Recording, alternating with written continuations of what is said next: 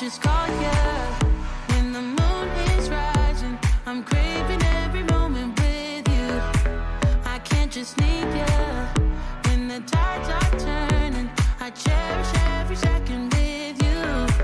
I've got to hold on to your heart every day of the week, every week of the year. I've got to rewind and restart till you get what you need, till you get all of me. Yeah, you get all of me, baby, I give you all of me. Please take what you want from me. Ooh, ooh, yeah, you get all of me, baby, I give you all of me. Please take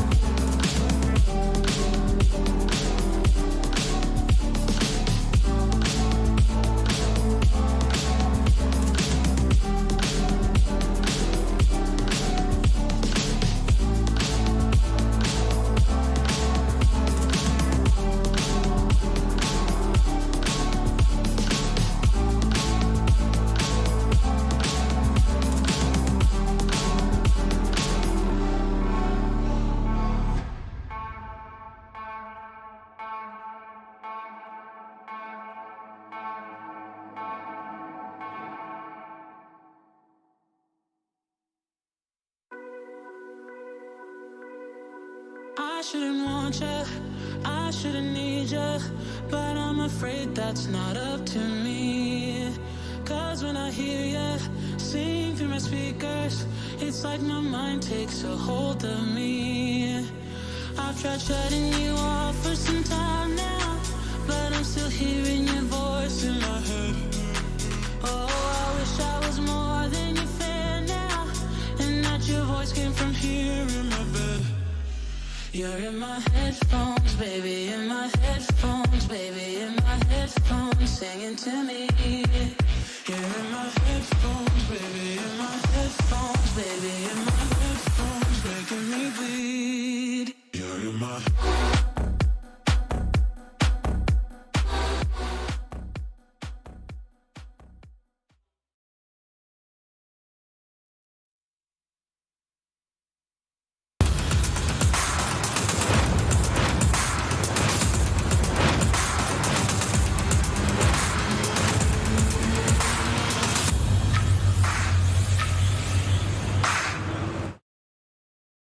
We are back for the second day of Spike Nations. Plenty more international bangers for you today. We've seen the first round of games. It's time to start putting some teams in the 2-0, the 0-2, and then figuring out all the rest in the middle. I am Hazard, joined alongside Ryan on the desk. A pleasure to be here with you, mate. Are you looking forward to these games? You were sort of boots on the ground yesterday, casting. Yeah. How are we feeling? I feel pretty good. I think, to be frank, with tournaments like this, it's kind of working out, okay, which of the teams that we expect to be good are actually doing good?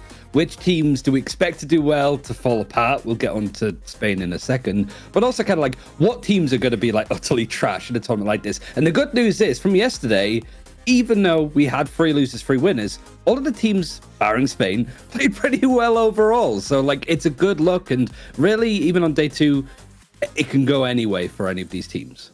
Yeah, for sure. I think, especially given the premonitions we had coming into it about the Spanish team, which you've not failed to mention a couple of times here already, that this would be a competitive tournament. And it's good that that's living up to our expectations as well. We've seen a couple of ascents played, not to delve heavily into the map conversation just yet, but I think that could certainly play a factor for the longevity of this and as we go along to really see who has that depth about them and in terms of what it is that they can provide for us here. Of course, before we get started, we have to give a thanks to our sponsors, Alienware and Intel, for both making this one possible for us. Without them, this tournament would be a whole lot more difficult to get up and running. And it's great to see these sort of international matchups taking place, not just in EMEA, but potentially what could it hold for the future? We'll have to see. In terms of rolling out that roadmap for you, we have a quick format explainer to just go over all of the details for what's coming up.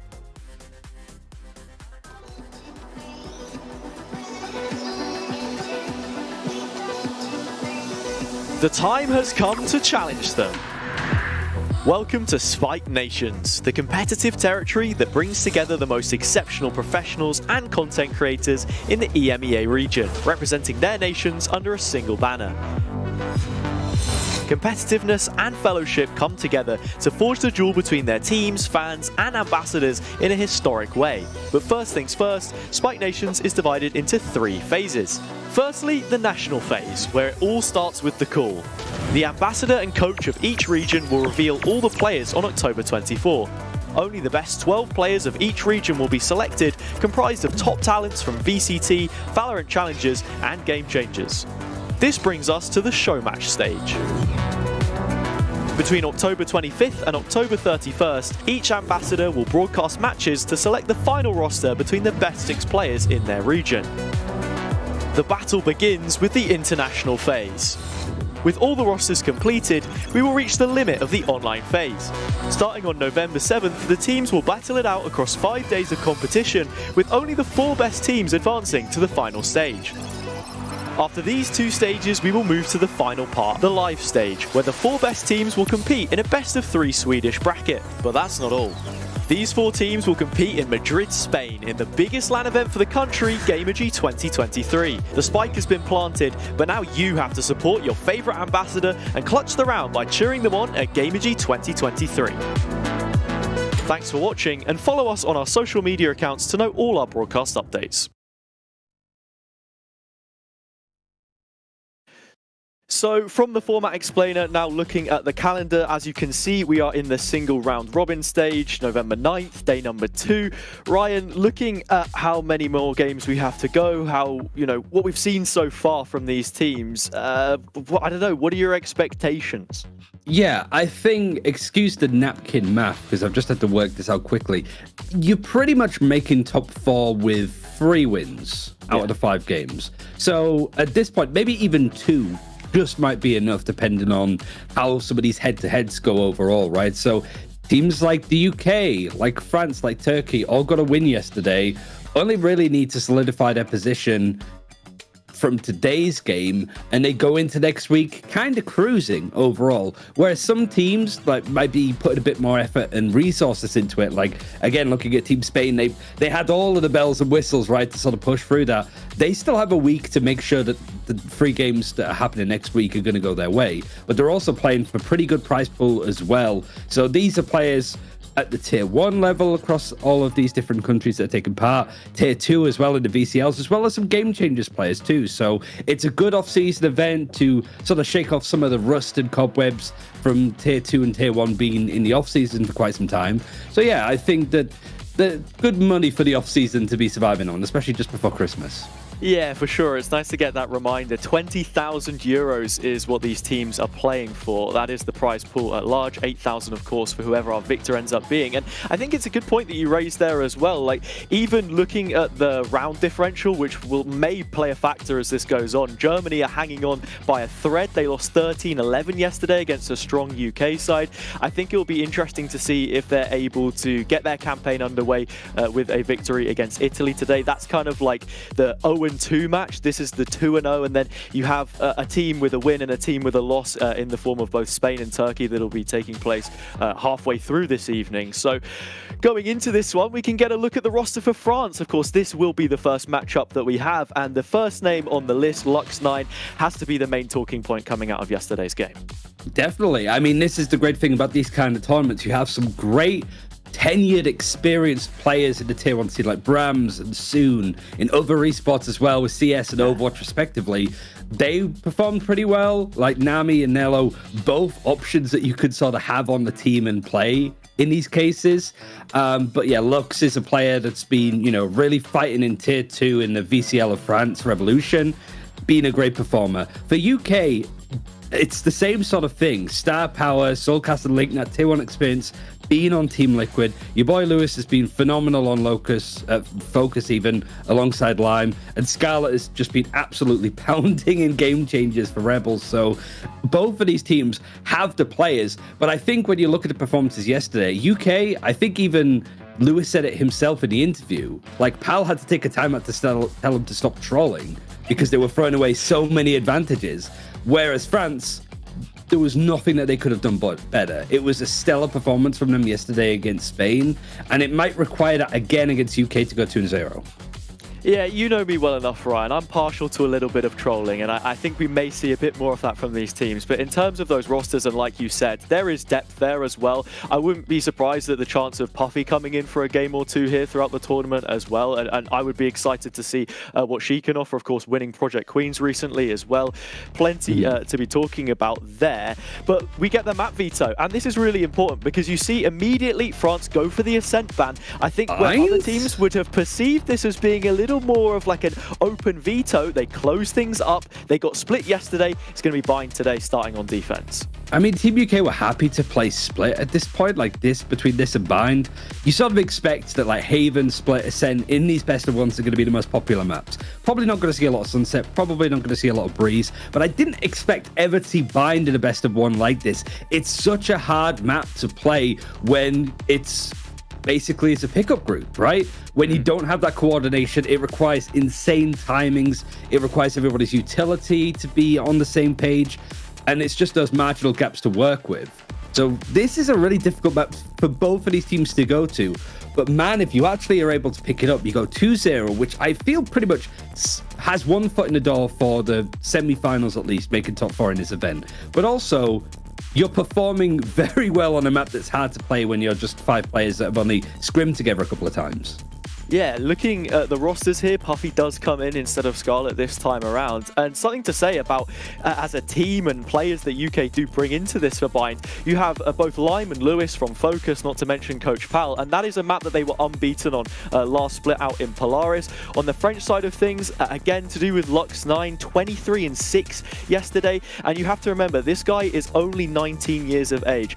Dual nationality with Portugal, our winner of the Tri-Nations Cup last year as well. So maybe some bragging rights to restore there, but we'll just have to see how it goes in the server. We're going to toss it over to our casters, Pavlos and Moon.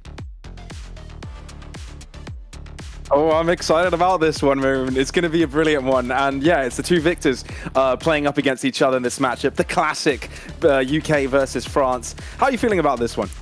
Well, I have mixed feelings about this. I mean, you know, you're watching this game, you know, a couple of players going into the server and like, okay, gotta be, you know, impartial when it comes to this. You have to avoid being biased, which is something that we've done for years, Pavlos. But honestly speaking, I think this is the epitome of the matchups we'll be watching throughout the Spike Nation this year. I think we have the two juggernauts of the tournament, and UK-France would probably be the game that would decide who's gonna rank first. That would be very interesting indeed. But yeah, we've got the agents in front of us. Oh, we're seeing Yoru from Lime. Okay. Now that's going to be an epic one. We'll be seeing a lot of teleporter action on that end. A double controller, fairly standard on the French side for this map. But yeah, no, I'm liking what I'm seeing from the UK. Trying to be a little bit creative, trying to catch France off guard. That's going to be fun. Yeah, extremely, I would say cheeky peek, because if you usually take a look at the meta that you would try to bring in Bind, which is a map so far has been avoided by many teams due to its layout, the way it's being played. It's a very difficult map, especially if you're playing the attack side of it. We need to remember that Lime has been crushing the server yesterday, and his performance was absolutely amazing with the 22 kills that he picked while playing versus Team Germany. We might be seeing Soulcast and Link bring themselves back online on the server, try to maybe play in more of a let's say, working and efficient system, something that we've seen coming alive with the players of France. We've seen that organization from Ramslox, Nello, Nani, Vekai, who are playing with, let's say, the second most picked composition on Bind. Seeing, of course, the Race coming up, the Viper, of course, with the smokes and the control that she has over the map, relying on the Cypher for the information. Let's not forget the Brimstone, who became a cornerstone of this map. And, well, so with this composition, you'd rather go maybe with a Breach. I think that Sky is an absolutely viable option. No question marks here on the side of UK. Probably the pick of Lime, because, you know, usually when you pick that Yoru, you want to play around that Yoru.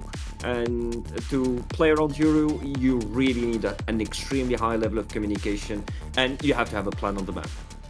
Yeah, I think there's definitely two levels to this whole ordeal. There's definitely two game plans to the matter, which is going to be interesting. What I also noticed is that we've got a change in players also, right? Yesterday we saw Scarlet coming into the server. This time we'll get to see Puffy joining for the UK side, so I'll be interested to see that. I don't think I quite noticed the players in for France. We'll get to see that when we join the server later on and see what differences there are there. But yeah, I'm mostly excited about how there's going to be a difference in compositions. France going for something a little bit more normal, vanilla, I'd say, for the past few months, a little bit more control heavy, where you'll be able to dance around the map and try to get your opponents guessing where the hell you're going to end up. Well, on the other side, UK is going to be forcing their hand. So now that we've seen the agent select, we know it's Bind. Do you have any expectations here? Is there some sort of a team you're leaning towards here, Moon?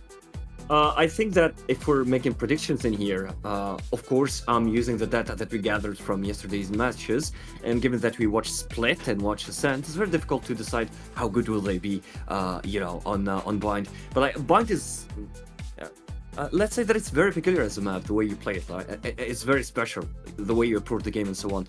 But I think that given the discipline, and I repeat, the discipline that we've seen from Team France throughout the game, I am inclined to lean towards Team France. No bias in here or anything of the sort. But one has to reckon that... That's right, you can be biased, man. Don't worry. I don't want to be biased. Fair. I like that. But again, Team UK has strong individuals, and, you know, they could combine and bring something together to, you know, surprise us or surprise Team France. Yeah, no, I like that. I like that, and makes total sense. On the other hand, I'm going to be the devil's advocate here. I'm going to say that UK, they saw what France was able to do yesterday. They're not going to underestimate them like Spain did. That's what I believe that's going to happen. If not, if the UK see to underestimate France, because look, we underestimated France. We looked at the team and we're like, they were playing against tier 1 players that have done extremely well, even on global stages. We didn't expect to see France actually get that dramatic win against Spain yesterday. But yeah, again, UK saw what happened, so I'm going to assume they'll be able to come in with a punch.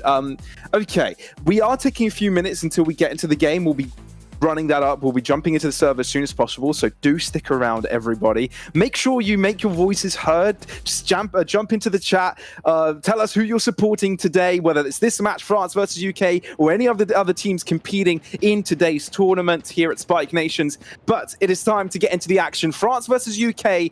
France on the defense, UK on the attack. Let's get the show on the road, Boon.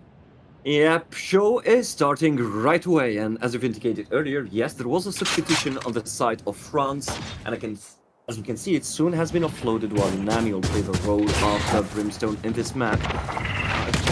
Here, taking their time, but Lux, okay, making sure to get the right Yoru, not the clone. And this might become quite a difficult scenario for UK right now, lacking the utility and being stuck in this side. That's possibly trying to salvage whatever could be salvaged on the side, and only Becky with a kill. Lux9 trying to make things right, but well, we're just watching a 2v3 right at this moment. Oh, okay. Nami, good effort at the end of that, but it's Soulcast to pick up the kill, so it's going to be Team UK running up with the victory. 1-0 on the board, not a problem at all, even though it seemed like France had the first picks at the start. Yeah, clear. I mean, I did not expect that Team UK would explode right away after Lime's attempt to maybe confuse the defenders on B side. One would have thought, okay, we lost our Yoru, maybe you could track back, think again, try a different approach, you know, set up again, but nope. UK just went in. France just weren't ready for it. They just got bamboozled. This turn. Let's see if France have been able to bring out. And as you said, yeah, they have. Oh, wait a minute, Lux, come on, Lux. Stop it, Lux. That's a third. Where have you been hiding this, Lux? That is incredible. No way did Lux just do that. What are the odds? Now that's a great start to the game, isn't it? You hate to see it. You hate to see it as a fan of Team UK, but you know that purchase, right? Not even 1,000 credit and just dispatching for players at the blink of an eye. But hey, I don't think we're out of the marsh yet. With 2v1, Link in here having a bulldog on his hands, Brahms and Veke will have to play around this with sheriffs. I'm still in awe. Lux had an insane game yesterday, and it seems like he's looking to replicate that. I mean, he ought to. He's able to. But again, I think Link here, he has to create something. He has to move around. He has to take a risk. Ooh, right? He knows he's playing on a 1v2 and...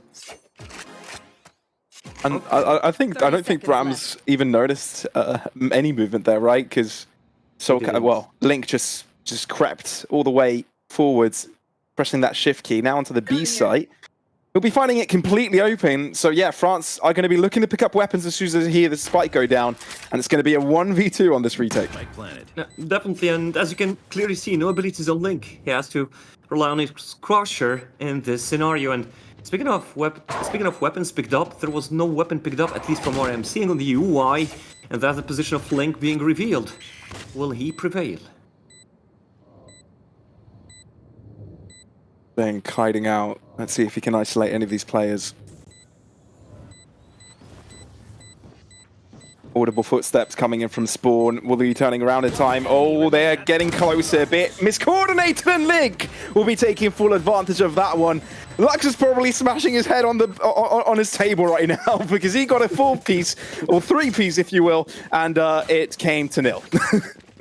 Yeah, definitely, but we have to think that by the time he was able to pick up those 4 kills, he already lost 2 of his teammates, right? So that kind of equalized things. A 2v1 with a Link, especially if Link is hot and ready to take on such a clutch. Yep, there are few odds for you to make things right. But again, look at the scoreboard. That's already 6 kills. Lux running a monopoly on kills right now.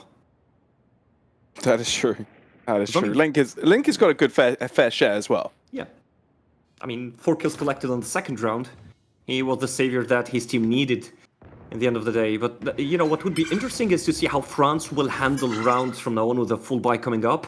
That's already an entry picked up by VK, or a first kill picked up by VK. No damage whatsoever taken from his side. And, well, UK may start shying away from this side. I don't think a commitment on this site right now with a current level of weaponry and the number of players would be wise, let's say. No, for sure. Bit more scouting necessary. Trailblazer unleashed onto the site, but this triple man stack up for France isn't going to be a simple one. Lime, entry. Oh, can't quite find the shots with the Sheriff. Lux, in and out of battle, comes out on top, doubles up, and keeps the site fully under wraps for France. At the moment, they've got some more riflery to work with. They make clean work of this round. Only a single casualty they've had, and they'll be getting themselves the first round.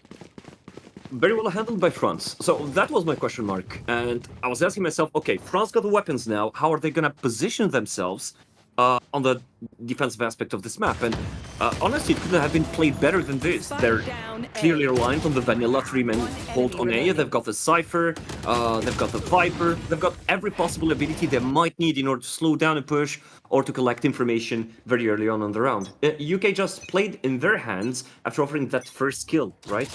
And they just lack the means to, you know, open up that site. And that's kind of understandable now that we see them committing towards site B this time. Cutting through. I don't know. Yeah, very high stacked commitment towards this left-hand side, but I think you could say the same for both of the teams. Okay. Oh, that speaker's dead. Yeah. Good orbital strike. It was wall stock. In the meantime, Bram's just collecting 2 kills. Distributing That's beautiful. headshots as if he would be distributing cookies. Give him more cookies! Okay. Ram's hungry, you can smell them. They've got chocolate chips inside. But Soulcast won't be able to snatch those cookies off of the opponents. Yep. And there you go. It's going to be a 2-2. France will be able to equalize. Bram's a gift that keeps on giving, right? I mean, well, clearly not a gift that Team UK would have appreciated given the circumstances, and that's already Team France nabbing that second point in the game. 2-on-2, things seem to be getting close to a stalemate. Some kind of a, you know, let's say a throwback to the game of Team UK versus Team Germany. It's just that, you know, we're talking about different maps in here where France are just playing to their strengths. I mean, see the patience, the way they're handling things. They're not getting overly excited. They're not trying to get into any sort of fight or scruffle outside of sites. They're just holding. They're playing on the information they get. I get the philosophy on the call in here is to leave UK, you know, rolling around the mud outside of the site, trying to provoke something to happen, not to create a window, an opening to take any side. But so far, UK with no solution whatsoever. 5 sheriffs in their hands, and well, let's see what they can cook for us this round. Yeah, no, you're right. The game plan's simple for France. They came into it with the composition they've got. They know that it's all a matter of playing around with the UK and try to dance around the map. It's a nice trade from Lime, and actually an aftershock that gives UK a second kill here. The Sheriff's doing work. Now, the B site is Cowboy Town for UK. And Nila and Nami left on the outside. 2 versus 4, double the amount of players available for UK. They've got that site locked and loaded.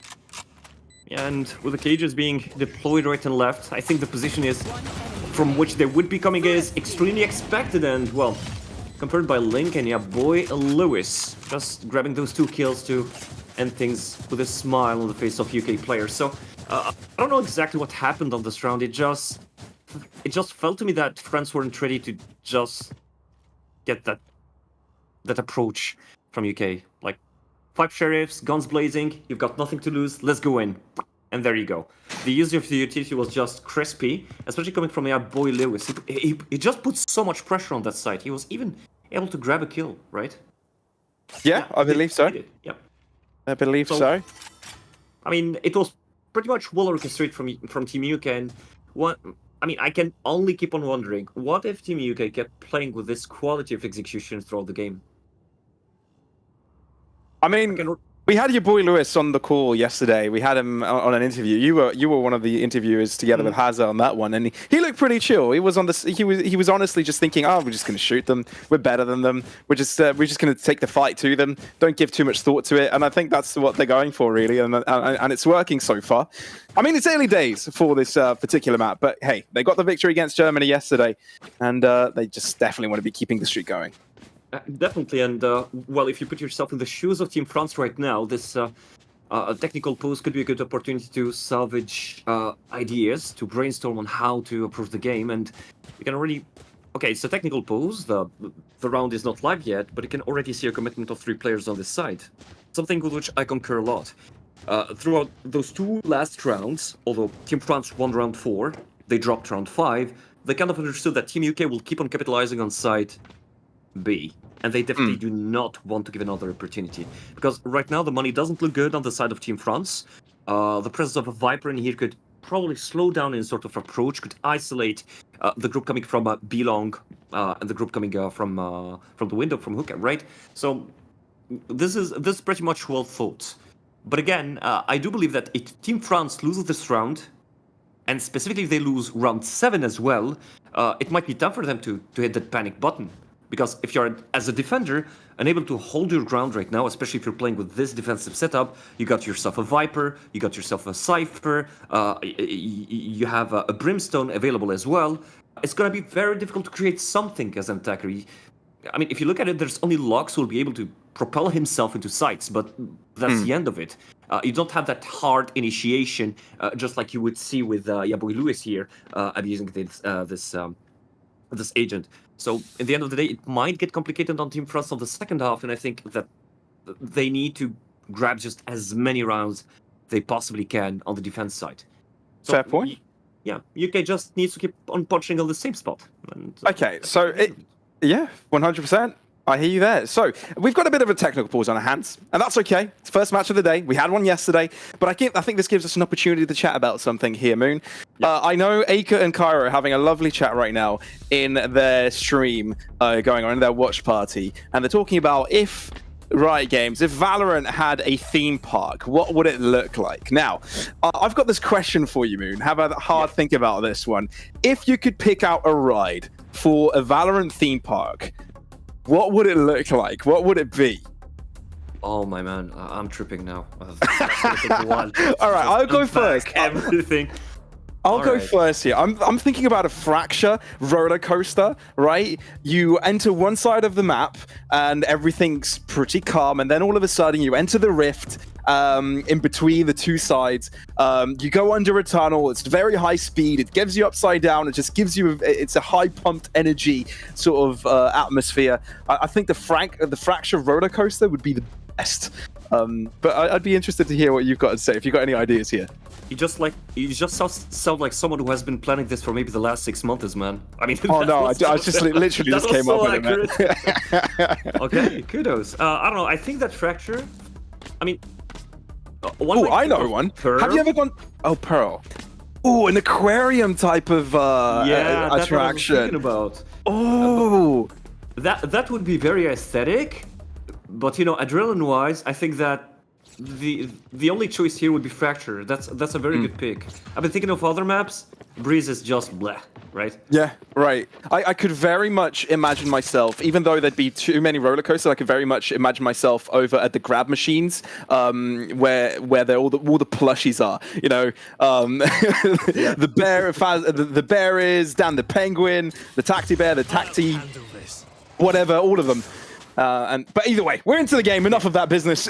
Let's get into this one. Hopefully, Aker and Cairo have got better ideas of a theme park here. But for now, it is France and Nico trying to make the best of this one. But it seems start of it won't be all that great. Lime fairly deep into enemy lines, doing quite a lot of damage. While Nami and Nilo, again, the two sisters in arms, are in trouble once again. And definitely, you've been talking about roller coasters. You've been talking about, theme parks. Well, Team UK just made Site B into a circus with this initiation. I mean, you gotta love how Lime just took the opportunity, just pushed around, got all the information he needed. He knew 3 players were on standby on side B. He knew they were handling sheriffs. He knew they were trying to play aggressively on hook, and that was like, okay, guys, let's go.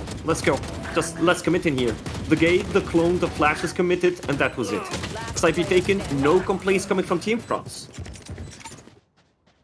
Yeah, no upset this time around. No funny business from Lux. Keeping it chill. Just letting us calm down for a bit. But there's an operator coming into his arms, and I'm sure he's pretty happy about that one. He's on defense, so all he has to do is just hold an angle and just wait for UK to just cross his path. Clearly, and with the operator being in place, I think he will have the possibility to, straighten things with Soulcast. Clean. No question marks in here. I mean, you know, peeking, dry, this way.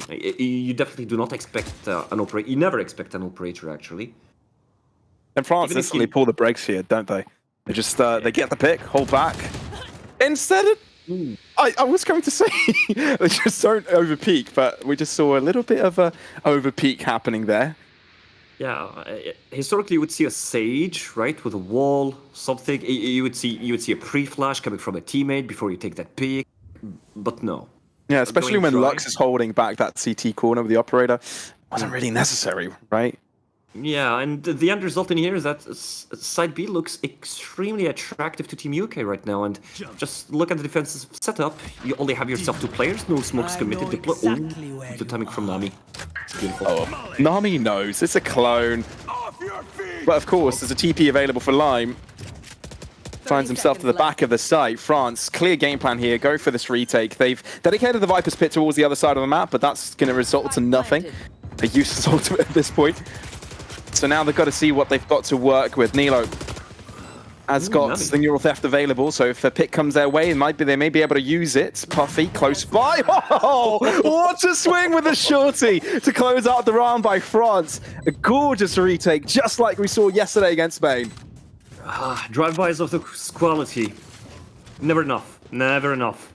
I mean, Team UK just had it, right? They will scurry. But at a certain point, they just decided to go on elbow and take that fight. And I'm just wondering, I'm just asking myself, you could have, you know, sat comfortably. I understand that you're feeling confident, right? You want to take the momentum of the game. You want to press your opponent. You want to get them out of the game, right? Make them feel afraid whenever they hear your footstep or your abilities coming up. But I don't think we're at that stage yet. The score is still 4-2. It's only 2 points. It's not a huge difference in between the 2 teams. So this is where you're trying to play it safe. You're trying to create that distance, right? To drill that gap in between your opponent. And, well, losing that round in this way will probably come to bite them and hunt them later. And speaking of hunting, that's a Cypher and a Raze taking full control of Site A.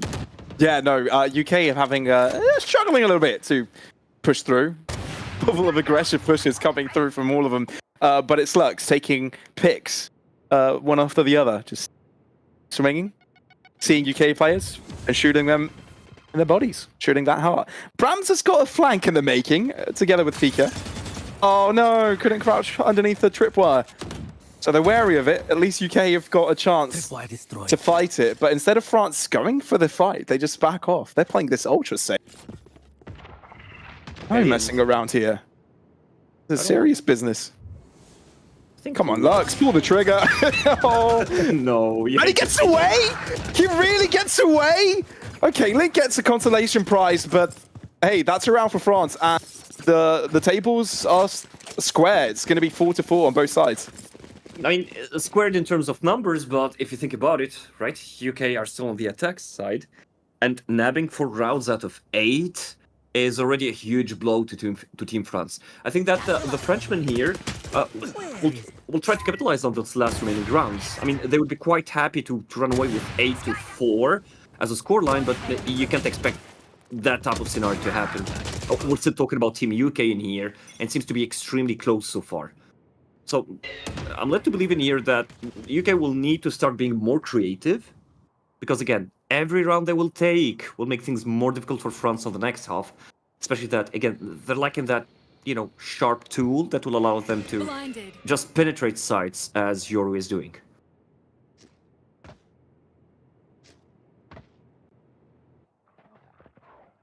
mature round for UK this time around. Portal closed. Ultimate's accumulating on the left-hand side. On the defense side, France, and well, I do say that, Lux is quite eager to go for a pick.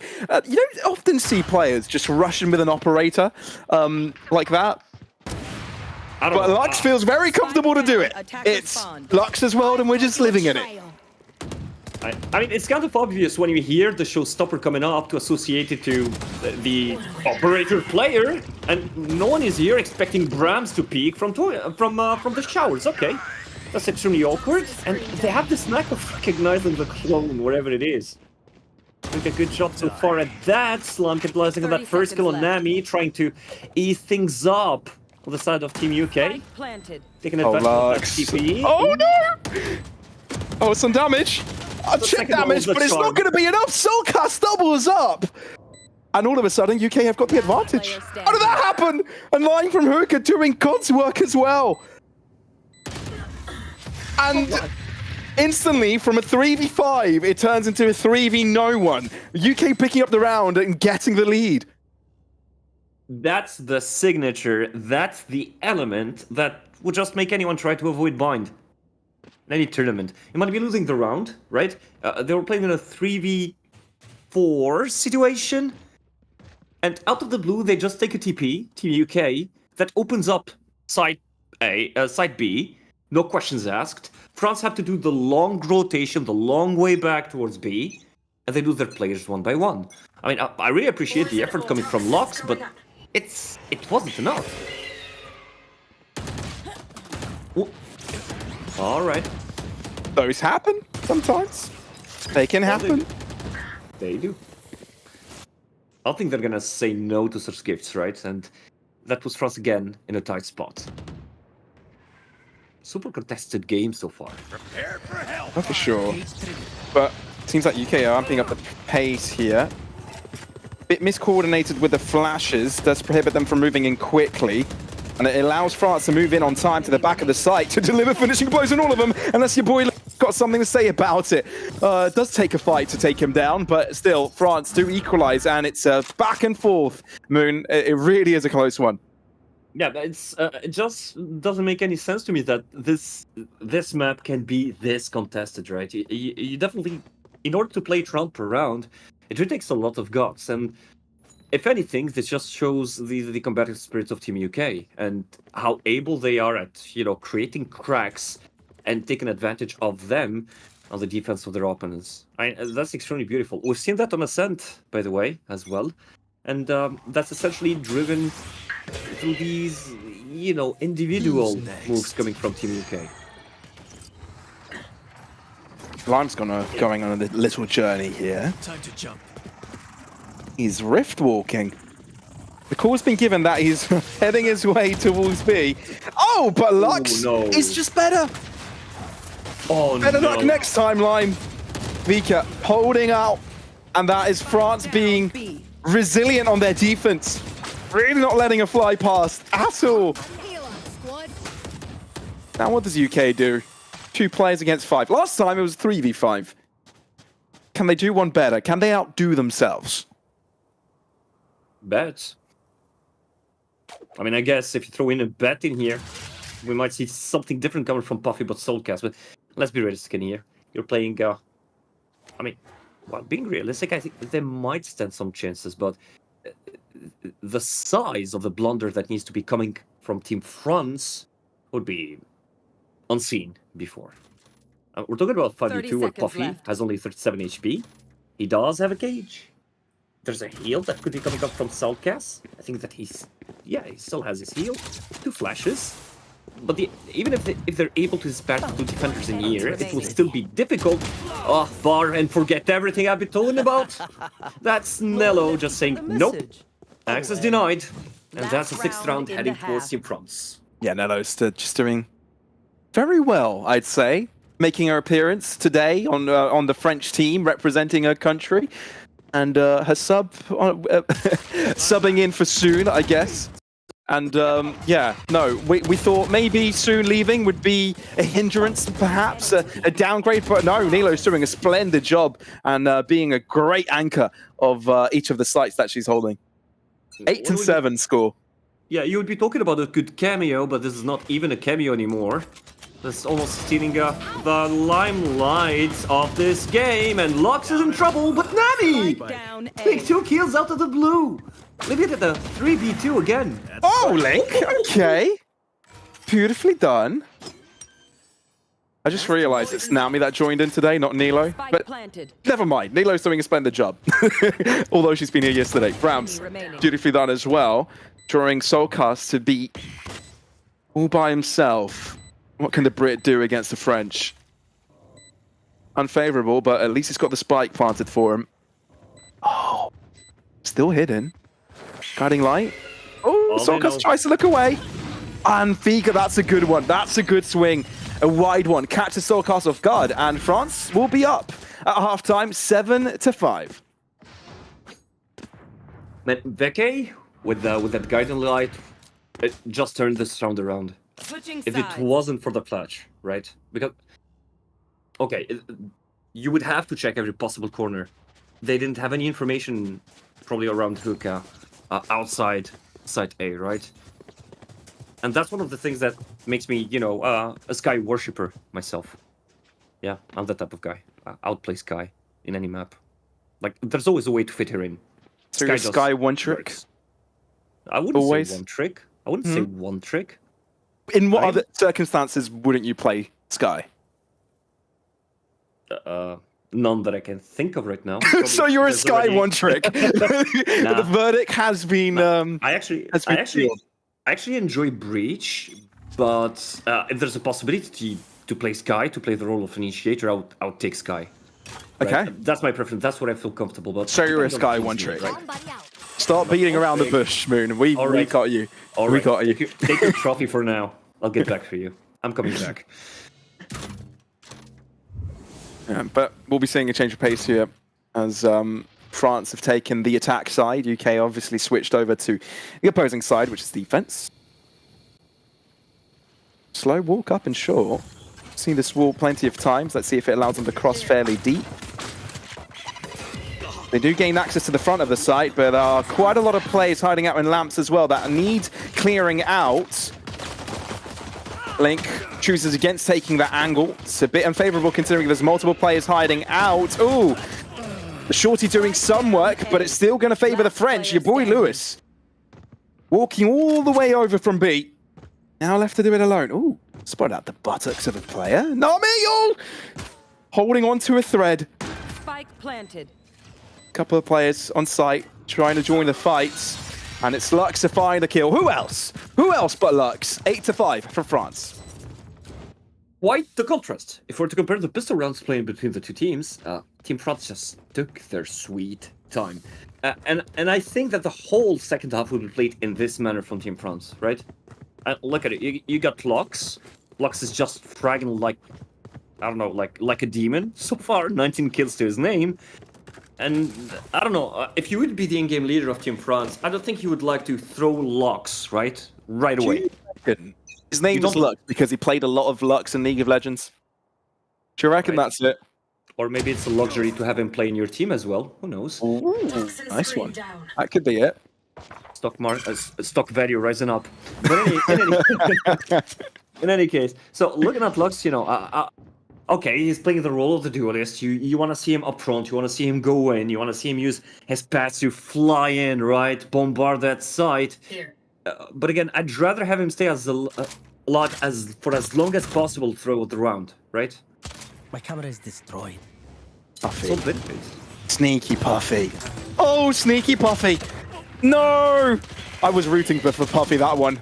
I wanted to see a shorty kill, but no such kills are happening. And France is really running away with this, aren't they? I feel like the UK are falling victims to what Spain had to go through yesterday. Well, no. At least Not not yet. for me. I understand. Right. I understand your point of view. I see where you come from, but again, this is the second round. I mean, the whole Team UK is just playing the sheriffs, and they committed with 3 players on the defense. The coordination of utility in here, the flashes coming from VK, right? It was just insane. And well, another masterclass of insanity comes to Soulcast, but 2 kills will not cut it. Shoot the bad guys. How's that for a plan? No, not this time around. No, Not this time. not again. No part 2, I suppose. But Oh, I love that we get to see it on the replay, though.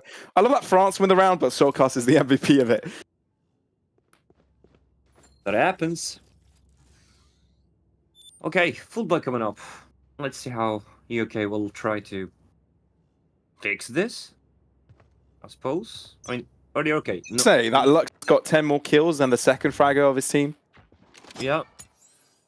Wasn't it 11? I thought It's I was seeing 10. 21 to 11. Oh, it's 11. I thought I was seeing 10. Time to change my glasses, I guess. But it's just insane because if we're to compare the stats of Lux, who's clearly not stat padding, by the way, these are not exit frags. These are essentially entry kills, right? Got as a defender and gotten while opening a site. It's just terrific. And how can you stop his momentum, right? That's the question. Well, a wall will. But this plays like A these wall will ones, stop right? his momentum. A window would. Yeah, but at least they get on site unscathed. UK trailing in numbers. Elbow is taking control right now. Lime trying to enter together with Link. Last player standing. Puffy unable to be the surprising element. And your boy Lewis just decides to burn by fire. Or die by fire, if you will. Obviously, burn by... Yeah. That's one. 10 to 5. Yep. I mean, Oh no.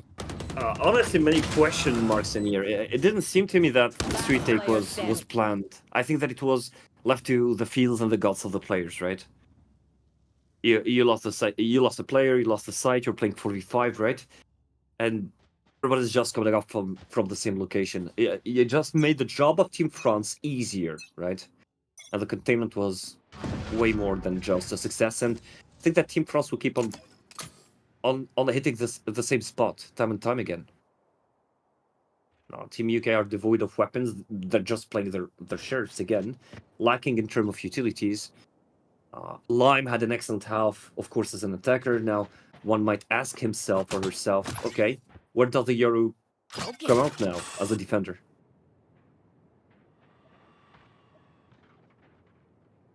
Do that. Because obviously they'll be falling behind this round. Potentially looking at an 11-5 score. Not too shabby for France. Not too shabby at all. Mm-hmm. I mean, ooh, okay. Coming in here just to climb again, off guard. Round started on the wrong foot, and with 4 sheriffs in here committed to defend the site, not even 4, 3. I love- Cypher is still holding defender spawn. Yeah, I find it interesting that the UK just ban out Split, where France just destroyed Spain yesterday, hoping that they've just gotten rid of a map that just wouldn't be favourable. France did the same with UK, obviously getting Ascent out of the way. Enemy remains. But it's, yeah, I was going to say something, but I can't just ignore what just happened. Completely blind spraying, getting kills. That's also a way to do it. That was quite a dramatic death for Sky, for Soulcast. I mean, just look at this. Just look at this. Opa. Oh, come on, it's one after the other, isn't it? It's Soulcast getting shot through the smoke, and then it's another when Vika would just gets 2 kills, fully blinded, pressing the DK and pressing D key and mouse 1. I mean, okay, you know, you gotta love competitive games like this, right? When you end up with a comical scene like this one. But I don't think that, you know, UK are laughing above this, and that's Link and Lime paying the tax of lack of attention. A spray with no address from your boy Lewis, still trying to hold his ground, unable to stop Nami and Team France from just forcing their way to site A. And, I mean, okay, we're still at 11-5, potentially going 12-5, but this seems like Terminus for me. I'm calling it desperate. The United Kingdom are getting very desperate, doing some very dodgy things. I'm in a smoke, holding a flash. Last player standing. Like, so beautiful, just doesn't stop fragging. This is Lux's week, for sure. And with that, that's going to be Match point. Match point for France, 12-5. Okay, UK have got things going for them. 3 ultimates. Rifles will probably come in as well. They're forced to get them to dive deep into their pockets because there isn't any room for error here. They need 7 consecutive rounds to have a chance. Exactly, and well, looking at Lime, I'm having, with all due respect, I'm having a hard time remembering the last time I've seen his name to the left of the kill feed instead of the right. 7-14 so far. In the meantime, again, Lux having a field trip, 24-9 to his name. And if things go as they have been going on the second half so far, and France snatches around 13, there's no question about who the MVP of the game would be. Although, you know, facilitating those kills came essentially from his teammates, the setups from Brahms and Nami. But let's not anticipate, okay? Let's take it bit by bit, and well, SoCal's just decided to take that bullet. I mean, it's just how Lux Lux likes it, man. Just give it bit by bit, bite by bite, one by one. He'll chew away at you until there's nothing left. Buffy at least takes vengeance against Lux, but has to lose his life for it. Enemy remaining. Was that a worthy sacrifice? Probably not, because your boy Lewis is dead and Link is all by himself. Let's see what you can do here, Link. Do it for the UK. The trigger Do did it for the from Brits. Link. Oh, he's flashed though. And he can not see a thing. 13-5 is the final score. France, as dominating as they were against Spain, continue with an unstoppable streak. And the first team to go 2-0 in the bracket here at Spike Nation. So what a wonderful and spectacular game here from France. I mean, honestly, nothing questionable coming from France in here. In all honesty, following that first half, all right, and that's definitely something that's going to be picked up on the analyst desk, you can clearly see that the game was extremely contested. It fell apart. It clearly fell apart on the second half for Team UK, and France was just so domineering. One would have been afraid, okay, that they're lacking, you know, that ease of access to the sites, they don't have that agent to facilitate the entry to sites and so on. But the one thing that I probably overlooked was that strength that they would have, the ability they would have for the after plant of the spike. That was an extremely scary experience for UK. Well, it's time to throw over to our analysts. We had some opinions about what a Valorant theme park would look like. Do you guys have got any ideas? Leave this one to Ryan. I think he has an answer cooked up for us already. I mean, I feel like we need to make like a section for the deadlock mains out there. Just assign us like deadlock mains come this way. And then as soon as they walk into a room, you just hear my territory, my rules, or whatever the voice line is. And then they go straight to jail and they're never allowed back out. Because nobody wants to deal with deadlock mains until they're good. So there is a special place in hell shaped like a grab net for all of those deadlock players, I'm sure. But exactly. In terms of what ideas I can contribute to this one, not too much. That game in itself, I believe, was sort of a roller coaster that didn't feel like it was ever going to stop. I can't say that we saw too many timeouts coming out from Team UK there either, from someone who knows what it takes to deal with a player like Lux. Pal actually subbed in last split in that match when Foxy wasn't available, and they won that game. Not saying that he would have done any better in the server, but I mean, just looking at this one, Ryan, there's plenty to pick apart.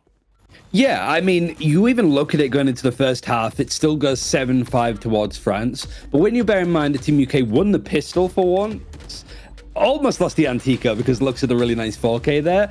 But then every round it felt that Team UK won. They were in like a 3 versus 5. Like, it felt every single situation, Team France was the one getting the first kill. They were getting the advantage, and it was Team UK having to pull out some audacious stuff to even make it competitive in the first half.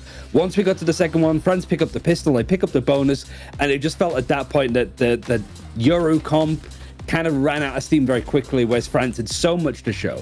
You could sort of tell that they were happy to come to this map. Yeah, it did. And this is a Yoru comp which, against some of the best teams in the region, was putting up double digits in singular halves. I think the read that France had on how this comp played was brilliant. You saw a couple of times they're trying to use that combination utility sort of with Lewis to get into backside, the fake out for the trap wires, but they did a really good job at containing Lime. You know, there was one instance where Nello's taking a peek showers to help bail out the player there. Brahms was shooting out the gate crash, so that they couldn't even take the space into towards the site. And then by the time it flipped on the half, we saw France taking a lot more of these default rounds, figuring things out. We didn't get as much proactivity from the UK on their defender side, and I think they were ultimately punished for it. Yeah, I mean, the last round kind of said it all right. Like, Lime pushes out, peeks on his own with a flash. The French players are waiting for him, take him out. They take out Soulcast that stood in his own. Puffy's still just on the site, like playing off of utility, and it's cleared really nicely. It just sort of felt that everything that the UK were doing in this game was very disconnected from each other, whereas France managed to take what worked with them so well on Spain against, on Split against Spain yesterday. They copy-pasted it onto Bind here, which is really, really hard to do. Even pro teams struggled to play this map with some coordination, and France have picked this up very quickly. And if they could build a bit more into their map pool, I think they're now becoming the firm favourites for this tournament now. Yeah, the only team to be 2-0 at this point in time, and doing it with a different lineup to yesterday as well. We've got to give a lot of credit to Nami here for stepping into this team. You know, top 5 game changers finished last series, only knocked out due to a third map against the reigning world champs. Like, the quality that she brought to the roster today, I think, was great. One of the few criticisms I'd have for France is that in that first half, certainly, and I think this leans into the point you're making about UK being a bit more disconnected, is that there are a few sort of individual rounds where they threw away advantages that otherwise, you know, they should have been seeing the round through. But other than that, I think you're being quite hypercritical of an airtight team. Yeah, I think it's more of a praise thing for Team UK than anything. But France, like, if they could shut down individual players going up to like Turkey, for example, coming up in the future, it's a good thing to have under your belt. It certainly is. MVP for the game, Lux9, second under their belt already, just racking them up like Pokemon cards. I don't know how the guy does it. That 4K on round number 2 wasn't enough to win the round, but yeah, certainly putting their name in a lot of shop windows in this off-season with this event so far. Yeah, I mean, it's the fact that he's able to keep doing it this consistently, and we want to see, I think, more like French-style players, like Screams without a team at the moment, I think, right? So we want to be seeing more like players from the French-speaking regions, right, pop off, and I think Lux is definitely a player that the French community could and should be getting behind, and could be a household name in the next 18 months, for example. It's funny you say that. I actually tuned into the co-stream yesterday to catch a bit of the reaction after the stream, and he already has a nickname, only 19 years of age, but Le Petit Foufou, the little crazy guy, is what they're calling him. So definitely a wild one, and let off the leash can wreak havoc inside the server as well. But I believe we have the interview ready. We can head straight on over to that. It is Nello joining us. Nello, congratulations, another victory for you. How does it feel to be the first team to go 2-0? I mean, it's like, you know, we didn't work or anything, but we are just better, so it's just like expected. Okay. I was going to say that's kind of like the main point, right? Like, Bind is a hard map for even like pro teams to be playing, right? Like, as a pickup group going into it in a best of one like this, like, did you just go into it with no ideas? Was it like, okay, generally we put the Cypher on A, so we're just going to default there? Like, what was the vibe going into a map that can take a little bit of coordination to get right? Because you guys were in full control of that one, I felt. I think like why we are so good like on Bind, it's because we are like, everyone have like a general idea of how we play and how we have to play Bind. And Brahms, who is like the ideal for us, is like, okay, he gives idea of like, if we play one site on retake and we try to like, I don't know, there is like so much comms going on that like everyone just know like pretty much what the round's gonna look like. And each information just give us the next step, and we just like do the round as we should and win it. Yeah, a sort of personal question here for you as well. Of course, you're playing Cypher in this team. We've seen you on the Duelist before, or even a more aggressive chamber role. How's it felt being sort of on the Sentinel here and sort of locking things down for the team, of which you've done a brilliant job so far? It feels great because like I'm just a flex player. I kind of like you play what the team needs. But going back on Cypher, what's my main role usually? It's like I'm very comfortable and my comms are just easiest. Because I'm like used to it, so it's just feel great. Yeah, I mean, it's definitely a feel-good victory. Once again, congratulations, Nello. Enjoy the rest of your evening. Pleasure for having you on the interview. Thank you. Bye-bye. There we have it, Ryan. From the words from her mouth herself, it was just too easy. And I feel like France are gaining that confidence sort of game by game now. And the question is, who else in this competition is going to be able to rival them? Yeah, I mean, like from Brams's interview yesterday, he was like, on paper, we are the strongest team, which I think was just like full respect, but you're saying it after just absolutely dominating Spain. And I still think that you look at the UK's team and like all of these players have much more experience and tenure, but France is still shutting them down. So he's making me at least eat my words, and France are going to be very confident and happy ending this week 2-0 with Germany and Italy still to play. It should be fairly clean for them.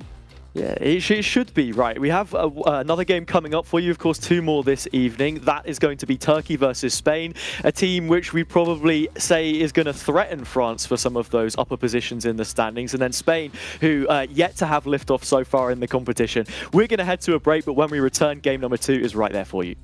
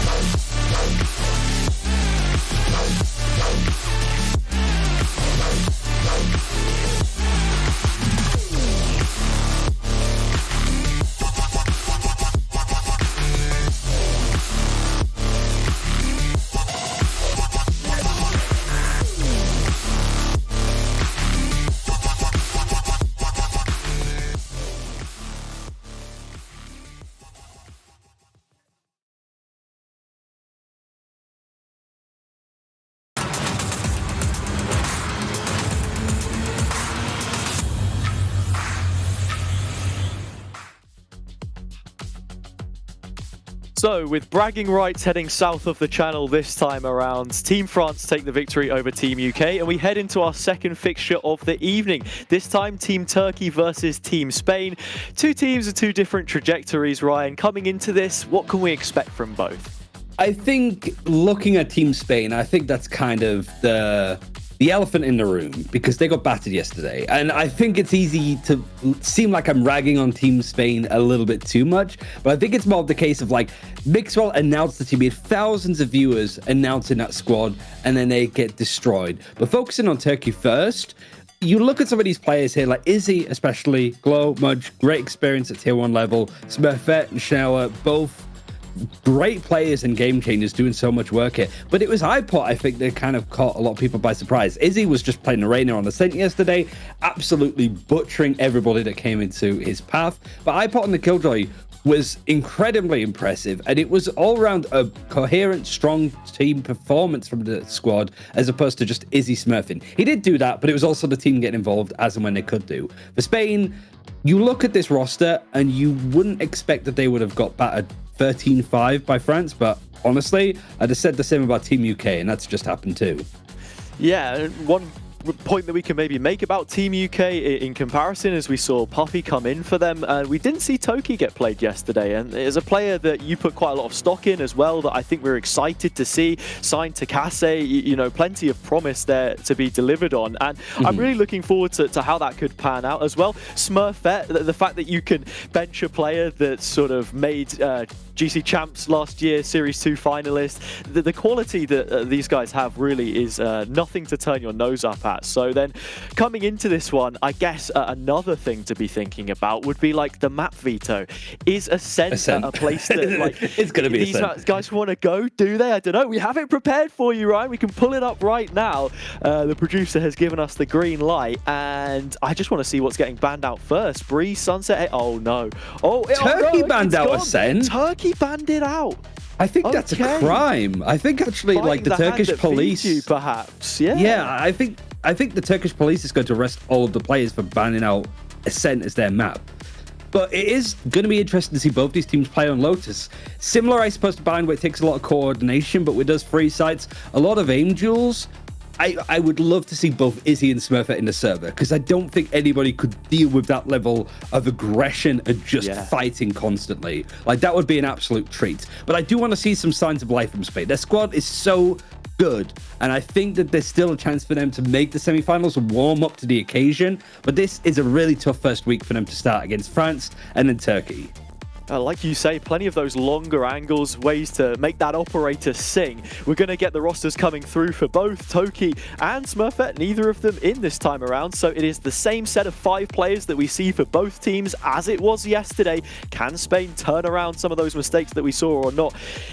Lotus is going to be such a demanding map in terms of macro, so any of those issues they had before, you've not got much time to turn this one on its head and iron them out. And for the millions watching, in terms of the follow account at least of Mixwell, the godfather of Spanish Valorant, plenty going on in behind the scenes.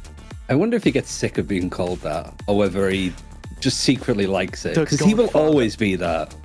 I mean, look, if it was me, I'd be keeping a cool head every single time. The Godfather, no problem. But hey, enough messing around. We'll send it over to another pair of slick dudes.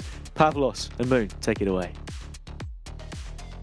I wish I had my shades handy, man. I wish I could just match that energy. Thanks for the throw, Hazard, and Ryan.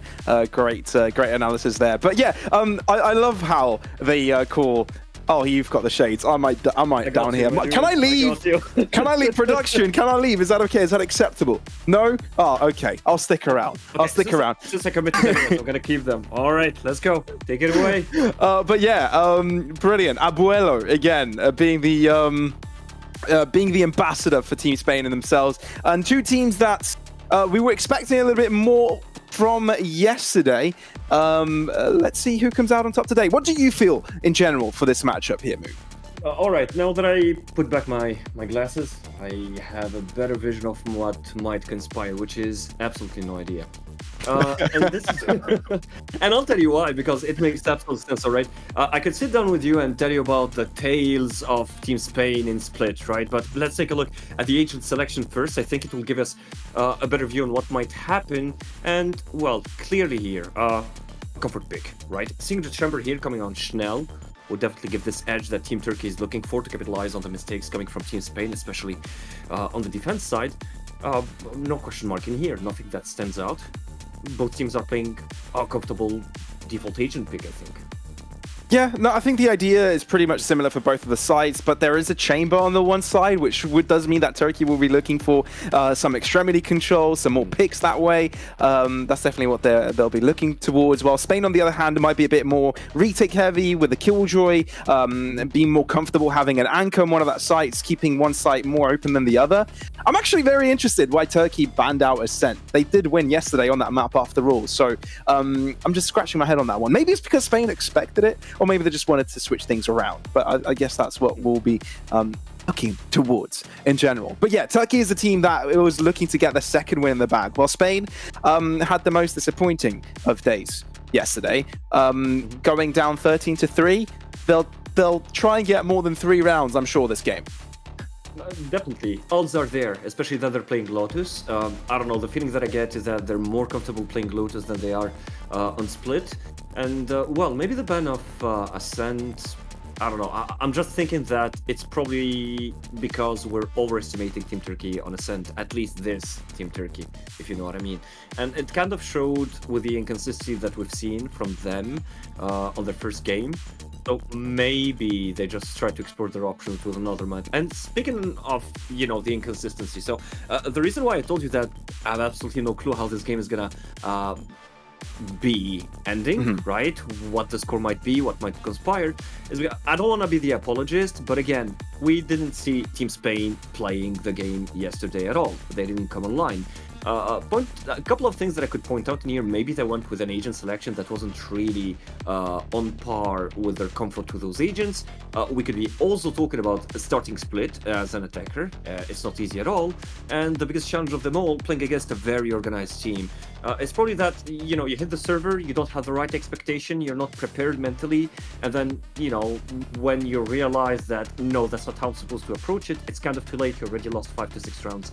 So my esperanza in here, my wish, right, is to see Team Spain come online so we can finally get to see what they can offer to us, so we can see what Abuelo gathered for us on this edition of the Spike Nations.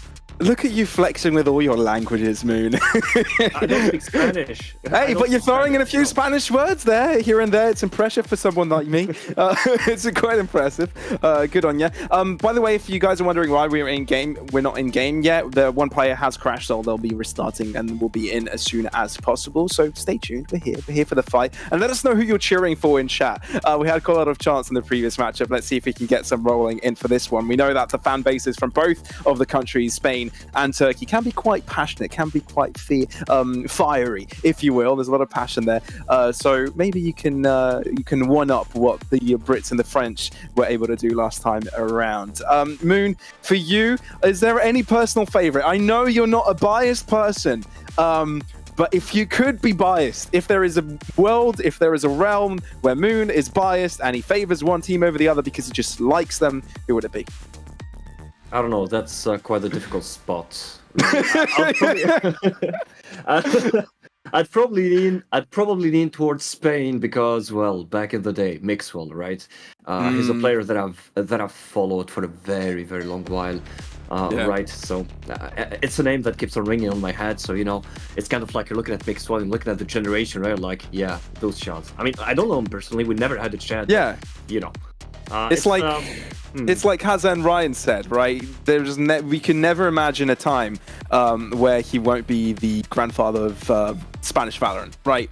There will never be a time where that is the case. So he'll be forever a part of the scene, which is brilliant. But yeah, Turkey themselves, they've got something really nice running.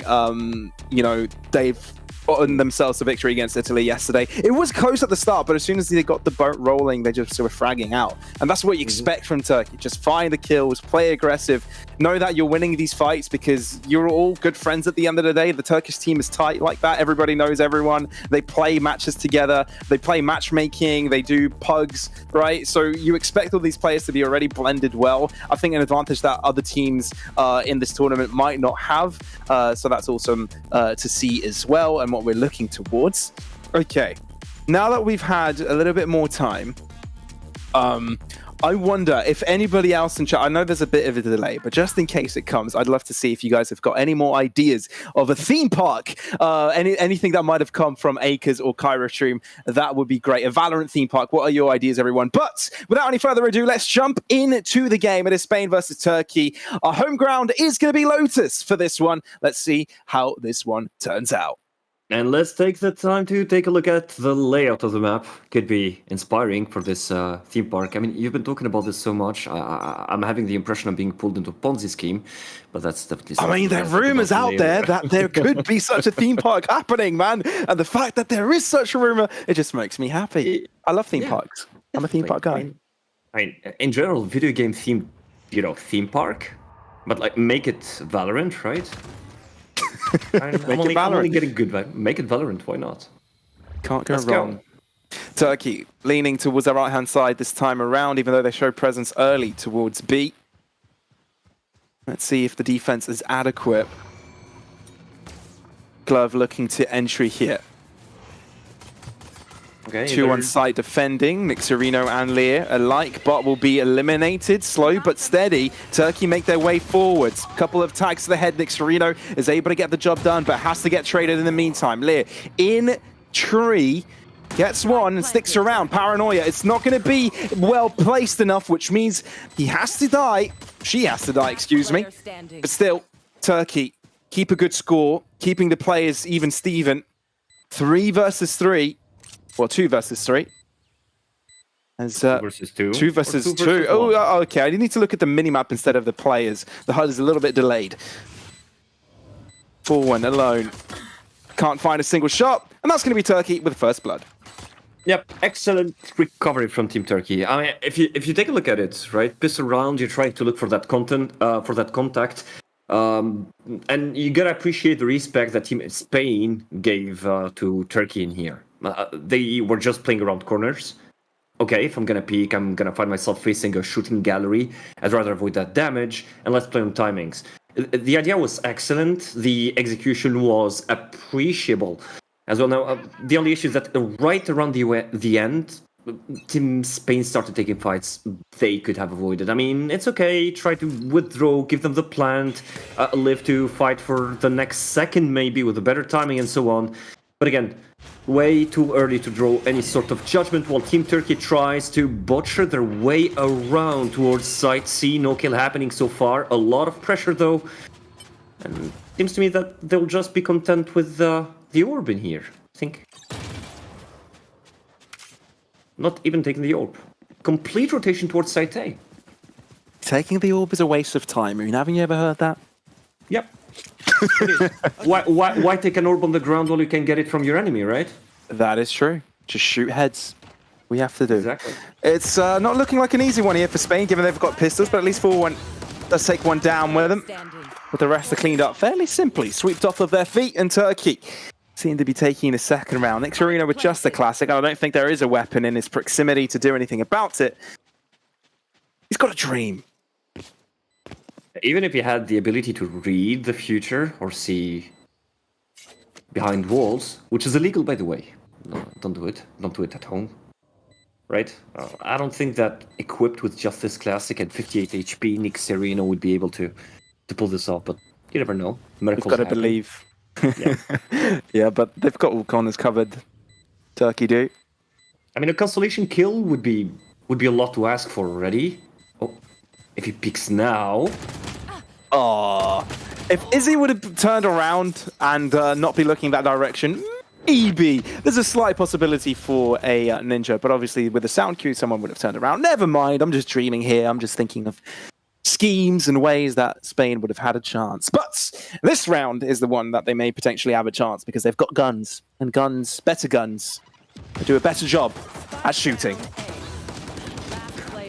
All right, and speaking of guns, that's a bulldog, right, dictating that round. I mean, honestly, I keep having this feeling that, at least from my entourage, that people just don't like the bulldog. I like the bulldog. I appreciate the bulldog. Yeah. I'm a bulldog enjoyer. Second round bulldog buyer. Would you buy it like halfway through the map while you can for the handle? depending what the player is, if it's an anti-eco and knowing that they don't have like rifles and something, I'll buy a bulldog, yeah, just to square off the economy. But I think it's not worth it. If the opponents have rifles, just go for vandal, and you've got the money, of course. Yeah, that's a serious answer. But whenever I get the chance, I'll get you the bulldog. It's a cool name as well. Yeah. Just buy it for the name, not for its capability. And it's one of those weapons that probably has the highest rate of, saving a team from a disaster, because like you're scraping your creds, you're trying to get, whatever buy you can afford. And so bulldog, and that's the round that could like make it or break it for you and your team, and you end up with that bulldog, right? And that's a triple that saves the team. So I don't know, it's an unsung hero to me. The bulldog.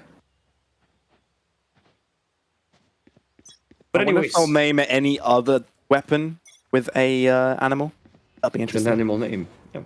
No. The kitty cat. I don't know. The dictionary definition of a kitty cat is actually a cat, but yeah. I mean, I don't know. Maybe a skin with that name or collection would work. The kitty cat collection. Oh, I see everybody buying that collection. Clearly. Make it pink. And Make it I'll fill my pink. wallet at the Have screen. stickers of Right. various different cats on it. Yep. But Different while colors, we're different shapes. exactly, and while we're talking about shapes, the game and the round looks to be shaping up towards site A for the time being. I mean, just take a look. Just take a look at the minimap right now. I mean, Team Spain is literally as far as they can get from any contact with Team Turkey. They're like, okay, we've got the site. We'll wait on the site. Whatever. We'll play on the angles. We'll try to take them from on some sort of an off angle. But no, Globby prevails with the Bulldog again. That's one single kill that allows them to plant the spike on side B, and, well, good luck with the retake after the deployment of this Viper's Pit. Turkey showed initially that they wanted to head towards that A side, but did a big switcheroo and find themselves on the B. And the fact that they've got a Viper Spit just makes everything easier, Mosh. He wants to go in for more. Smells blood. Fatinho doubles up, so there's an opportunity here, but as long as that pit is up, you're in trouble. Spray down comes through. Leah, not much health on her, so she does fall quickly. Fatinho as well, dwindling as he enters the toxins, burning up his lungs. Nick Serino, the final player standing for Spain, and to buy round all gone to waste as Turkey get a third round in the bag and deny Spain's opportunity to put a round on the board. You gotta hate it. You invested so much credits. Okay, you lose a pistol round, fine. Okay, second round, no offense taken. Third round, you got a full buy, you're ready, you've got the information, you know they're coming your way, you have the abilities, everything is in place. And you're playing cooped up in a site with 3 people, not covering every possible angles, taking those fights without, any sort of counter flash, any sort of, countermeasure being in place, and then you lose it. So Spain right now will just need to recover, and the best way to start this off is a kill from Lear and make it a double. No way it's going to be a sheriff my round to God. be Spain's victory round. I have the spike. No way, it's a thrifty. Hey, Spain like to give people spectacles, and this round would definitely be quite a spectacle. Izzy, what can you do? Top fragger of yesterday, I do believe. Oh my God. And just like that, switched it up. I thought for when Lear wanted to do a solid hold by one holding an upper angle than the other on that Y-axis, but he's just You too don't good. do that in a share of rounds without armor as well. Well, they did. I And mean, it's costed them gravely. Nick Serino, hold your own here, mate. A I would 1v1. I would concede the plant. I would avoid giving him the 1v3, but Nick Serena here might be the 30 savior seconds left. of Team Spain with 85 HP left. What's That's enough for important the for Izzy lockdown. here is that he knows where Nick Serino is. The fact that he's got the spike makes it easier. The wide angle, no. Bait to the open, 14 seconds. Izzy's got to go for the plant. I think he's overcooked this. 10 seconds I left. think he's overcooked this and made his life a little bit more difficult. Instead of Nick Serino waiting for the spike to get dropped, he peeks it and ends up losing. Izzy, a 1v3 clutch to salvage it up for Turkey. A war of nerves in here, and you gotta hate it. You're given the opportunity to turn the game around, to put that point on the scoreboard that would get you started for the rest of the game. And you hate to see it. Like, that lineup, it's... In the fused situation, I completely understand, right? You're playing Valorant, you're trying to cover for the spike planter or the diffuser, Hey, we got you would split the webcams! damage. Sorry, I got excited. Yep. I got excited as well, but it just happened in the middle of my sentence, so I was like, what do I do now? It's alright. It's kind of I'm long. sorry. I'm sorry for interrupting. I just got excited for a sec. I see other people. I'm like a golden retriever. I see other people. I'm happy.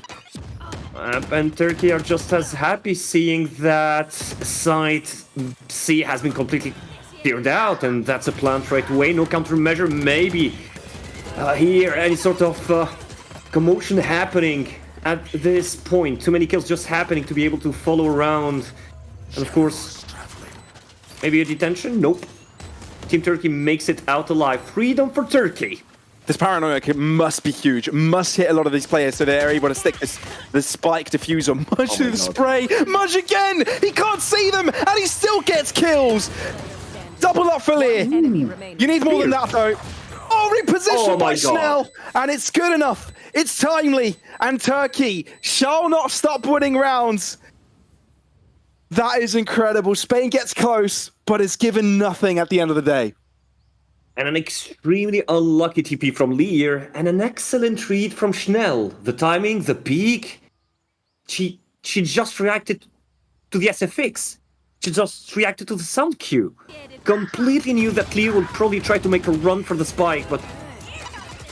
Spain again, so Mixer close. stream. I want to see his reactions. What's going on?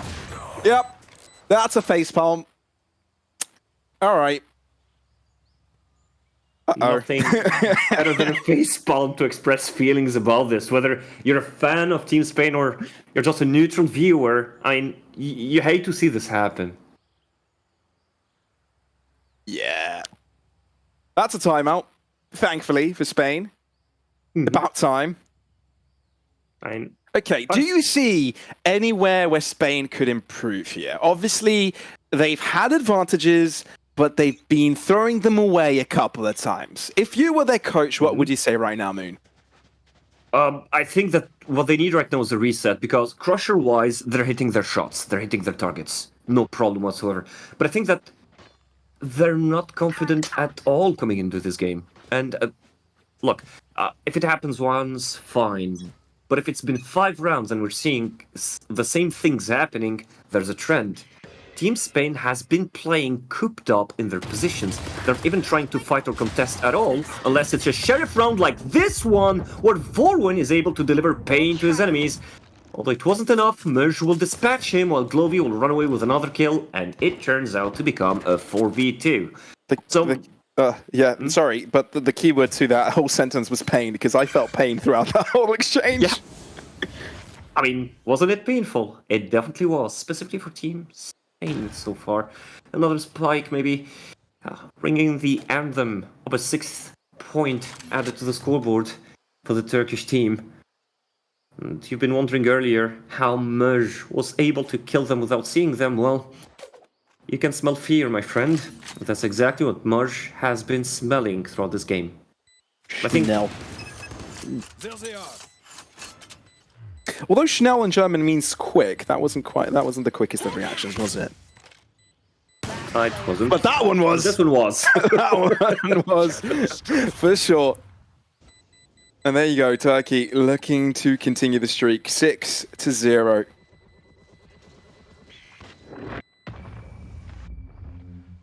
I mean, you know, the timeout brought the conclusion of, okay, we're going to commit for this full buy, right? We're going to commit, you know, to play a little bit more aggressive. It didn't come with results. And I think that the effects should be felt starting this round. 6-0, we're heading onto the 7th round. An operator featuring in the hands of Vitinho right now. I don't remember seeing the operator with Team Spain yesterday. I don't think we saw it at all. So this is a first for us, in between yesterday and today. And this could be one of the keys, one of the answers, right? Oh, there's a lot of thinking going on. a lot of talking, discussing. Even though they're 5-0 or 6-0, I've lost count. Still, it's a flawless sheet. It's a clean sheet they've got. They still want to make sure that the momentum keeps going. The half isn't over. Right? Got a few more rounds left where Spain could potentially grab some momentum and change the tide this game completely. So I want to make sure that's not happening. On the other side, though, Spain look a bit chill and a bit worried. To be fair, I see a couple of smiling faces in there as well. So they're not hopeless yet. Let's see if they're able to turn it around in practice. I think it's more of a reset moment for Spain here. Yeah, I mean, looking at the cameras, and I'm just judging, by seeing the facial expressions and the body language in here, it seems to me that Spain is not, I wouldn't say not worried, but you're not seeing the passion that you need to see when you're losing 6-0, right? Usually you'd expect maybe more serious faces. I'm not talking about grins, but, it's still a 6-0. You can still come back from a 6-0, but it's still a 6-0. You gotta put a point on that scoreboard. You gotta close the gap with your enemy.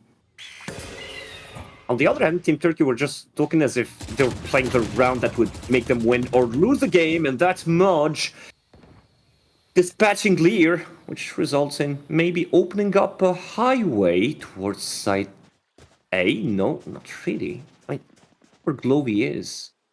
How deep he is right now. Yeah, Glove is very deep into this. Right, to push through stairs here. Gain access to the spawn of the defenders. Well, the rest of the Turkish team starts to follow suit. Yuri, singular defender on the site, and not in a position where they could fall back.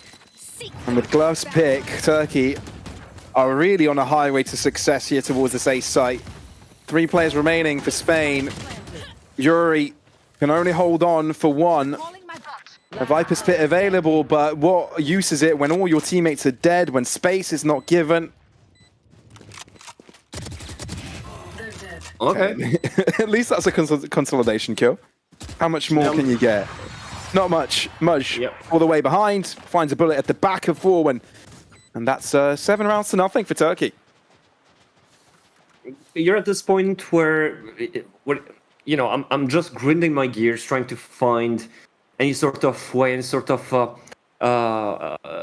silver lining, right? It's correct, silver lining, right? Like a sliver of hope. Let's go with that one. I'm certain of it. I'm certain that is correct and fits the situation. So I'm trying to find a sliver of hope for Team Spain right now. We're not seeing that impact, right? We're not seeing defensively, because usually and traditionally on this map, you'd see them go out, fight for rubble, trying to take control of A, not giving any opportunity for the attackers to eat that much space, right? But you're literally leaving rubble in the absolute control of attackers, time and time again, right? And then when the attackers just penetrate the site, they start flooding in, you're kind of stuck inside, you have to leave it, you have to vacate it. And there's no way for you to contest the site right after that, and Schnell... Oh. Yep. That's quick. Forward doubles up. Spain, final opportunity for them, but will Turkey give it to them? That is the question. Last time denied. A few times denied, actually. A 1v3, a 1v2. Now it's a 2v2, or duel.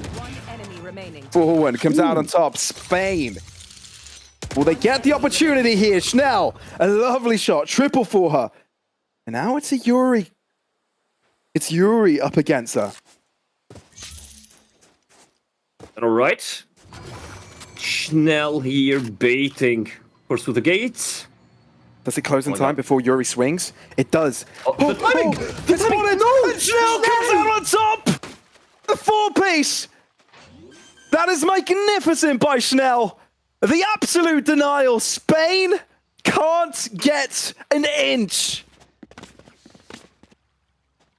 What an ending to the round after the awkward moment, really. I mean, honestly, Vorwan was well positioned. He knew how to fight for the side, but I'm led to believe that, he wasn't prepared at all for that peak, right? And Schnell just making quick work of him. I made a joke. Sorry. Which one? I made a joke earlier today that Spain will be looking for a win today for this one. If not, they'll try and do a better result than yesterday where they got 3 rounds. Imagine if we're in a world where today they don't even get those 3 rounds. As things look like, we are actually in that metaverse, right? I mean, we're seeing efforts. To be completely honest, we've seen Spain are thinking this is a canon event.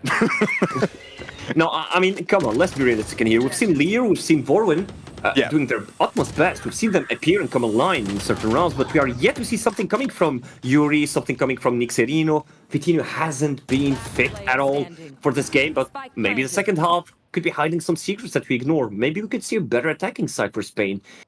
For the time being, Türkiye here enjoying and delecting this 9th point they're about to seal away. But the question is, will there be any sort of price to pay? Any additional price aside from the kill that happened? And the answer comes right away as Lear runs away with 2, but that would be the end of it. Terminus, Glovi ends it in 9-0. I have only one word to describe this whole ordeal, and that is ouch. Yep. Pain. That hurts. I just hope Spain just doesn't give up here. I hope they have the willpower to give it their best and try and see if they can come up with a comeback here. I mean, the best of ones, right? All of the teams are thinking, right, we just need a couple of wins, two to three wins to potentially get to playoffs here. And Spain is thinking, we're just going to stand back the first ones and see what we can do with the second week. I hope that's not the case. I hope not, as well. But again, keeping in touch with reality, let's remember that best of one is probably the most ruthless format ever. After it, it's best of sevens. I think I casted a best of 7 once. That was disgusting. A best of 7? A best of 7, yep. Who in their right mind to create a best of 7 match? I don't know, that happened. Oh, and that happened as well as Vorwin is just butchering Türkiye players one by one. That's a triple, running away with an important landmark in this game.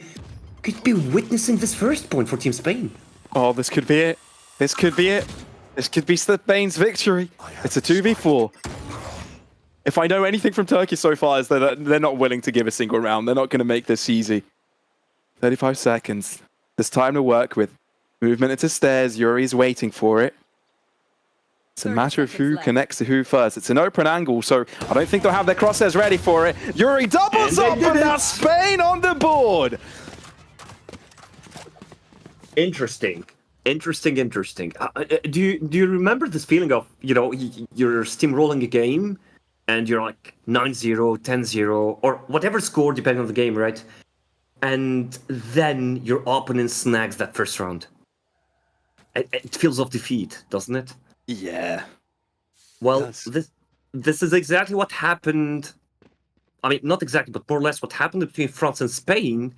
And I could see, a revisited version of it right now, as Spain could be picking up momentum after this first round.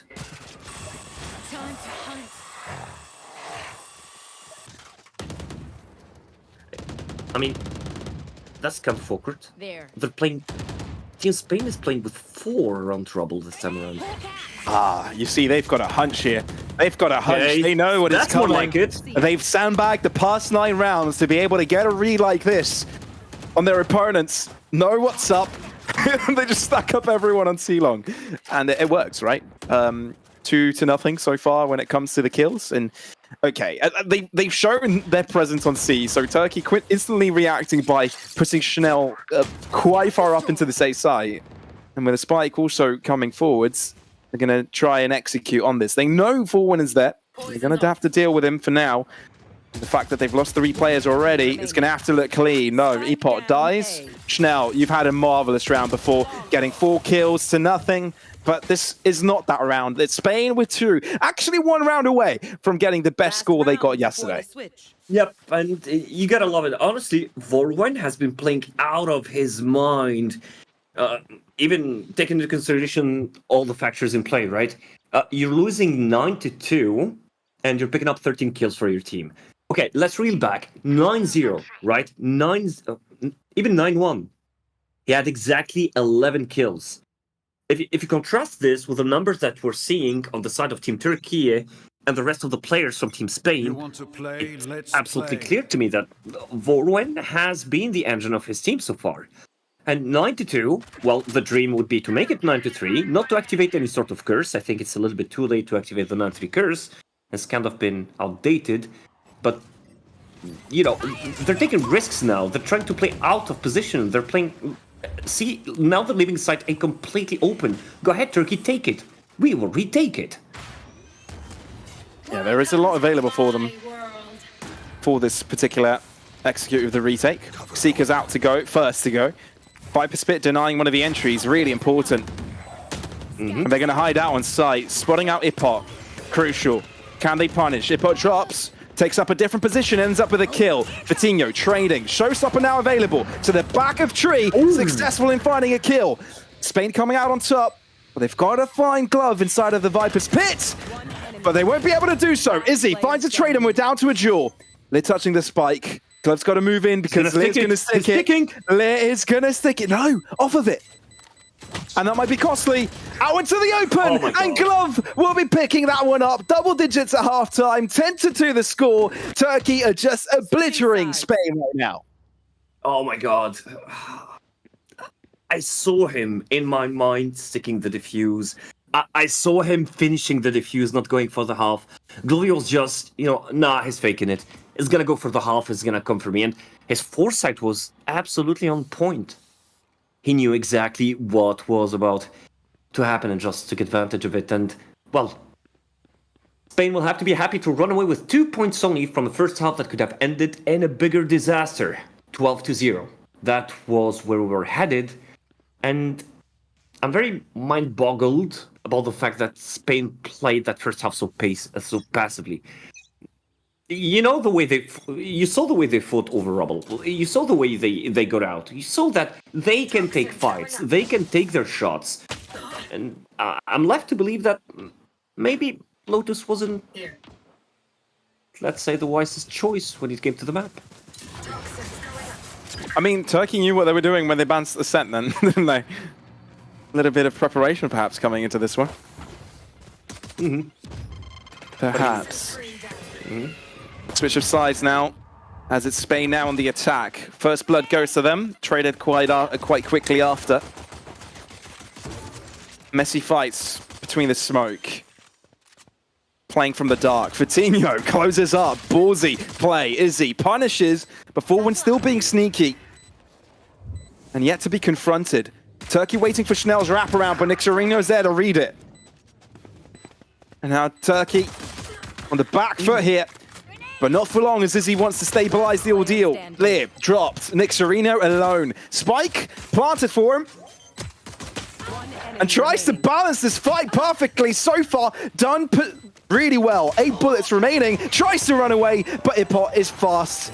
Finds the back of the head and will get the defuse. Turkey keeps this pace going. Did you see that camera lock?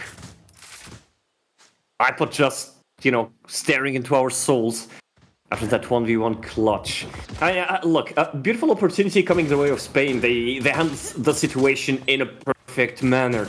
Now, the only one thing that's left maybe for scrutiny would be how easy they gave away those kills, right? Because they could have played a little bit more on patience. They could have avoided giving, you know, these picks that turned the situation from a 3v2 to a 1v1. It shouldn't have happened in the first place. That's one of the basics, right? Don't give them 1v1s. Don't give your opponents duels. Play on cross fires, play on double peaks, right? But all those techniques do not work in front of the judge, as you can clearly see in here. Mudge will be judging who will be worthy of passing this corner and who wouldn't be. And Vitinho will fail the assessment, as Yuri will take revenge on him. 4v4 in the blink of an eye, with first spike coming from Team Spain, by the way. There's an opportunity here because Forward's got another test for Glove. And for that reason, Spain is back into it. Again, trades all across the board. Schnell, better at the clutches so far, and will be that again. It's match point for Turkey. Looking to be the second team on that 2-0 score here at Spike Nations. Welcome to the Schnell Express, 12-2. 1 point remaining to set ablaze the fires of hope of the Spanish fans. And I think that the conversation here is not even about, nabbing the first place. It's just about, okay, we've got the top contenders in here. We've seen Team France, we've seen Team Germany, we've seen Team Türkiye. We're handling the tournament pretty much well so far, but Team UK as well, sorry. How could I forget about Team UK? But again, Spain will have to fight to scrape a place for the qualifiers to make it to the finals, right? Yeah, I'm pretty sure they're going to have to win every single one of their matches next week if they want to qualify in groups, right? And not just be the consolidation or show match, and you be just playing in the show match just for the hell of it. But still. But I mean, imagine a final in Spain without Team Spain, right? That's something would be missing. It's like continue nearing a drive-by in here. But again, I forgot that it was a Spectre. No way to get the one-tap, and Leary corrects me on Nixerino. But your Schnell from beyond the walls. That's already 2 kills. And Spain are ready to capitalize on that point. But look at iPod. Okay. Levy spotted. Ooh, beautiful. Spike down A. This would be a very much Turkey round if they're able to deny Spain a victory here. Yeah. Again, Spain have got the advantage, but there's riflery everywhere. It's a bit of a weird one. An awkward one when it comes to weapons involved, but let's see how this one works out. Smoke to the back end. Glove and Hip Hop both win their duels, and yeah, Turkey is turning it around, aren't they? Nick Serino, final member standing, and this time around, Spike is not parted for them. Uh-oh. Oh, well. Gets a kill, but to no avail. 13-2. If you thought it couldn't get worse than a 13-3 against France, well, think again. Because it can. Yeah, it just did. It just did. It might be just one round, might be just 1 point, but the result is still pretty much similar. We couldn't get to see Spain playing to the utmost of their abilities. I mean, I've been looking right and left, at comments on Twitch. I've been looking at the chat here, popping up right and left, seeing the opinion of what, the spectators are seeing from the players, as I'm lacking the knowledge, right, compared to the Spanish community, and clearly Spain didn't get to play their game at all. Neither today, neither yesterday. Let us put the blame on the map, on the mental preparation of the players, but reality is still the same, 13-2, and Spain defeated twice so far in 2 days in the Spike Nations. I've got a bit of copium in me and hopium that this was sandbagging, and next week they'll be bringing in the real guns. That's what I'm hoping for. Yeah. But let's see what the analyst desk has got to say. Hazza and Ryan, take it away. Give us your thoughts.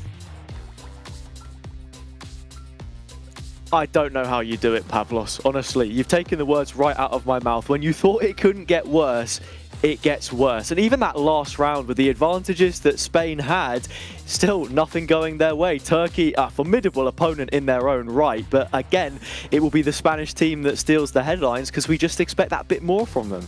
The last round pretty much summed up the entire series, really. That just, even though Spain were fighting in, it wasn't even the scoreline that I think was the worst part for Team Spain. Like, losing 13-2 is tough. But it's the way that they lost some of these rounds, because they were really giving it, especially in some of those early moments. We saw a lot of promise out of Spain, which we didn't get to see yesterday. But that makes it more heartbreaking because Izzy wasn't farming as much. It was a full team performance overall from Turkey. Everybody was getting involved. And most importantly, everybody was clutching from Turkey. Spain couldn't win 1v1.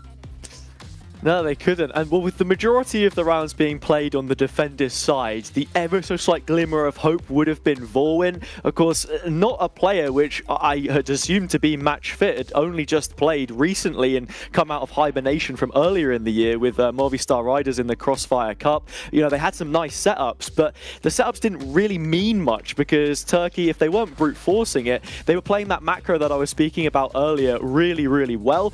I got respect for Spain to commit to the lineup of players that they've sort of been rocking with, but this doesn't even necessarily feel like a lineup issue. It's more of like a team thing going on right now, which is almost indescribable, because it's rounds like you say that we saw at the very end of that game that makes you scratch your head and wonder what exactly is that they need to fix up on. While O2 isn't necessarily a death sentence for them so far in the competition, you've got to be considering the games that they've got upcoming here as well, and those real possibilities that they have to make it through, because you have to win both of your remaining fixtures if this is to look at all likely. Yeah, I mean, they've got Team UK for their first game next week, and I think with every bit of effort that Team Spain has put into like announcing the team, like streaming all of their games, like pretty much the clamor from the Spanish community around this squad, it's not like Team Spain are going to go, well, we're 0-2, like, you know, like, screw this, I'm just going to play right. Like, we're not going to screw. These guys are going to be like, okay, we need to practice because we need to do it. We have thousands of people watching us on Mixwell stream at least. There's obviously all of you guys as well. We want to do pride by our flag. They're wearing like the Spanish like football jerseys as they're playing, right? Mixwell had it on yesterday. They clearly give a toss, basically. They want to do well as much as they possibly can. So I do want to see that bounce back. I still hope the Team UK can beat them, but there is promise on the Spanish team. It's just winning out those final moments of rounds. Yeah, Mixwell with, I think it was the 2010 jersey, doing his best David Villa impression, but you can't knock the passion, and not to just sprinkle a little bit more salt in the wound, but if they do make it to playoffs, it's a homecoming as well. We have to remember the LAN is being held in Madrid, Spain for Gamer G 2023, so you don't want to just be putting up the numbers in the show match. You want to be fighting for that title, and yeah, plenty of work yet to be done, I think it's fair to say, for them to achieve that goal. We have the MVP ready for you now, and we can take a look at who exactly it's going to be. A Turkish player, I would presume, but quite a few worthy candidates, I think, if we look at how this game actually panned out. Yeah, like I said, this wasn't like yesterday when Spain played up against France and it was Lux just dominating. It actually was more of Glow just on that supportive role. Still a lot of kills, 16 and 9. I think Izzy had more overall, but seeing Glow and also Modge on the Viper and the Sky have a lot of impact in that sort of core role. It helps when you've got Schnell and Izzy playing those aggressive duelist/chamber roles, but the backbone of this team from Turkey is the most impressive aspect, and it's probably one of their leading positive things that's going well for them that other teams might not have. Yeah, 16 and 9, sort of notable enough KD, right? We sort of put that out the window, and like you say, it's having that crux, that center point really, which holds the fabric of this team together. On a map like Lotus, your Viper's always going to be great at anchoring, like we saw what Vorwin did, but then also just sort of offering that passive control, selling a bit more of that conditioning that we see. They didn't opt for double duelist this time around, and while we won't have an interview for this game, yeah, I think just sort of the general feeling about this Turkish team, to end on a high note, I think, is that they look well drilled as well. You even had guys taking a timeout after sort of 6 rounds gone, halfway through the half. The guy is a born winner, and you can certainly see that with this team. Yeah, he was very vocal as well. Like, he just got back from Japan. He's not just sitting like, yeah, you guys are fine, it's fine. Like, he, again, Ked, like, there's a lot of pride. Like, it's easy to be like, oh, it's just like a show match tournament, right? But as soon as the players get to the server and they've represented their countries, the dynamic changes a lot. So, like, Turkey have had a good start. Going 2-0, pretty much set themselves up primely for next week. And we still got them to play France next week as well, which would be a really exciting game from the looks of it. Yeah, the next team to join the 2-0 stage. One more team, I believe, will not be able to join them, actually. The next game that we have coming up, Italy versus Germany. A win required for both of them, or they will end up with a similar fate to Spain. Whether we expect the scoreline to be as dramatic or not, of course, is an entirely different question. But I believe we should now be able to throw it to a break. And once we do, we will return afterwards. We have that final game of this evening right ready for you.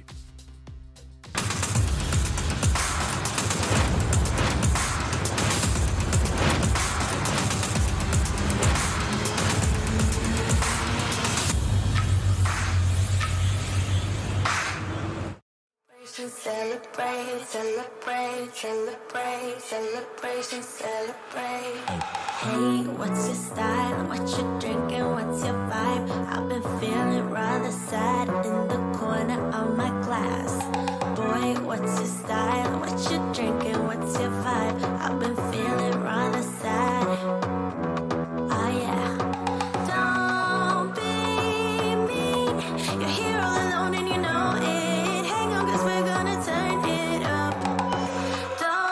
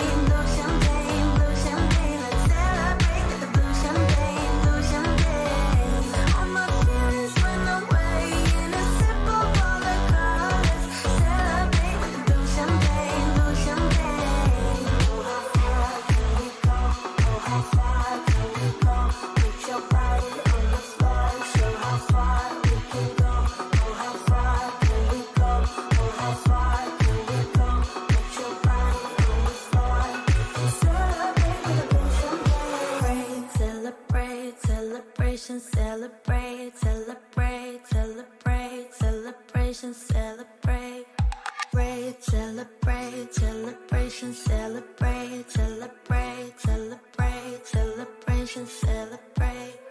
Hey, what's your style? What you drinking? What's your vibe? I've been feeling rather sad in the corner of my class.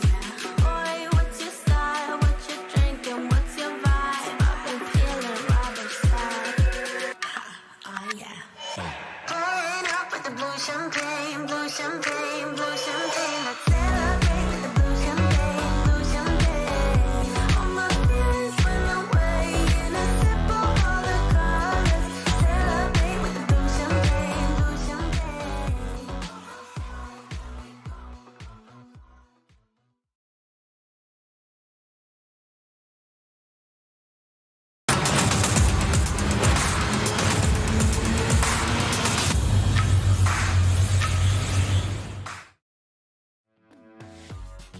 After a very swift victory in Game 2 for Turkey there, we are on to Game 3, final game of the evening, and it is the quote-unquote losers matchup, just the way that the cookie crumbles. Germany versus Italy, both of them looking to get on the board here, Ryan, in the standings. And we were speaking about it a little bit in the green room on the break as well. Germany, green room. sort of, the virtual moved. What do you mean?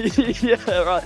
But anyway, we had a conversation about it off camera, and yeah, Germany seems sort of being this dark horse team. First game against UK, always going to be a difficult one with the quality that they have. 13-11 loss. It kept them in the top 4 for now. Italy perhaps overperforming a little bit against Turkey yesterday. What can we sort of really expect to see from them? Yeah, I think there was a lot of stuff that was going quite well for them in the end. I felt that like the structure of Italy, like how they were playing around the map, they were really well prepped for a lot of things. It really just came down to once Izzy decided that he was done and wanted to start pushing up, the confidence really just dissipated out of Italy and they started to fall apart. But their defensive structure on Ascent was pretty decent to begin with. So maybe it's an element of like Italy are a little bit better than the scoreline might have suggested, but also you have to turn that around onto Germany and go, well, you lost to Team UK, who kind of got battered by Team France. So were you actually in a bit of a rougher spot? Yeah, moving on to the German roster here as well. I think, you know, there are plenty of names here that we have to be looking at. One, which was sort of the unsung hero of the game yesterday, Musashi, bronze medalist at VCT Ascension, narrowly not quite able to make the jump up to VCT this time around. But, you know, just this quietly consistent player that always chips in with strong value. Benny as well, the sort of crazy scientist behind it all that pieces together these strange comps with Sage coming in on Ascent yesterday, not even using like the typical walls that completely fortify a choke, but just remodeling the angles by design to reverse engineer fights that he can take more favorably. This is a really interesting team when you pick it apart, and I think there's a lot to be said about you know, each of these players.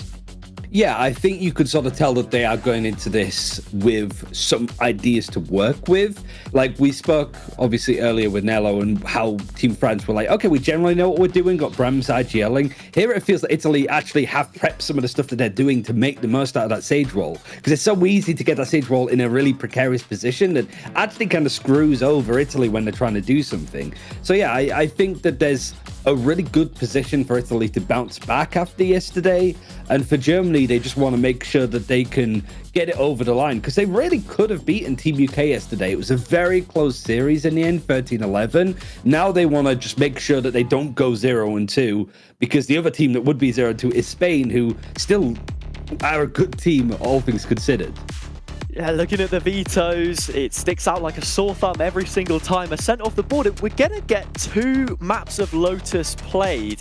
This is another interesting thing because I felt that yesterday Italy looked more than competent on Ascent. We saw how Lotus went.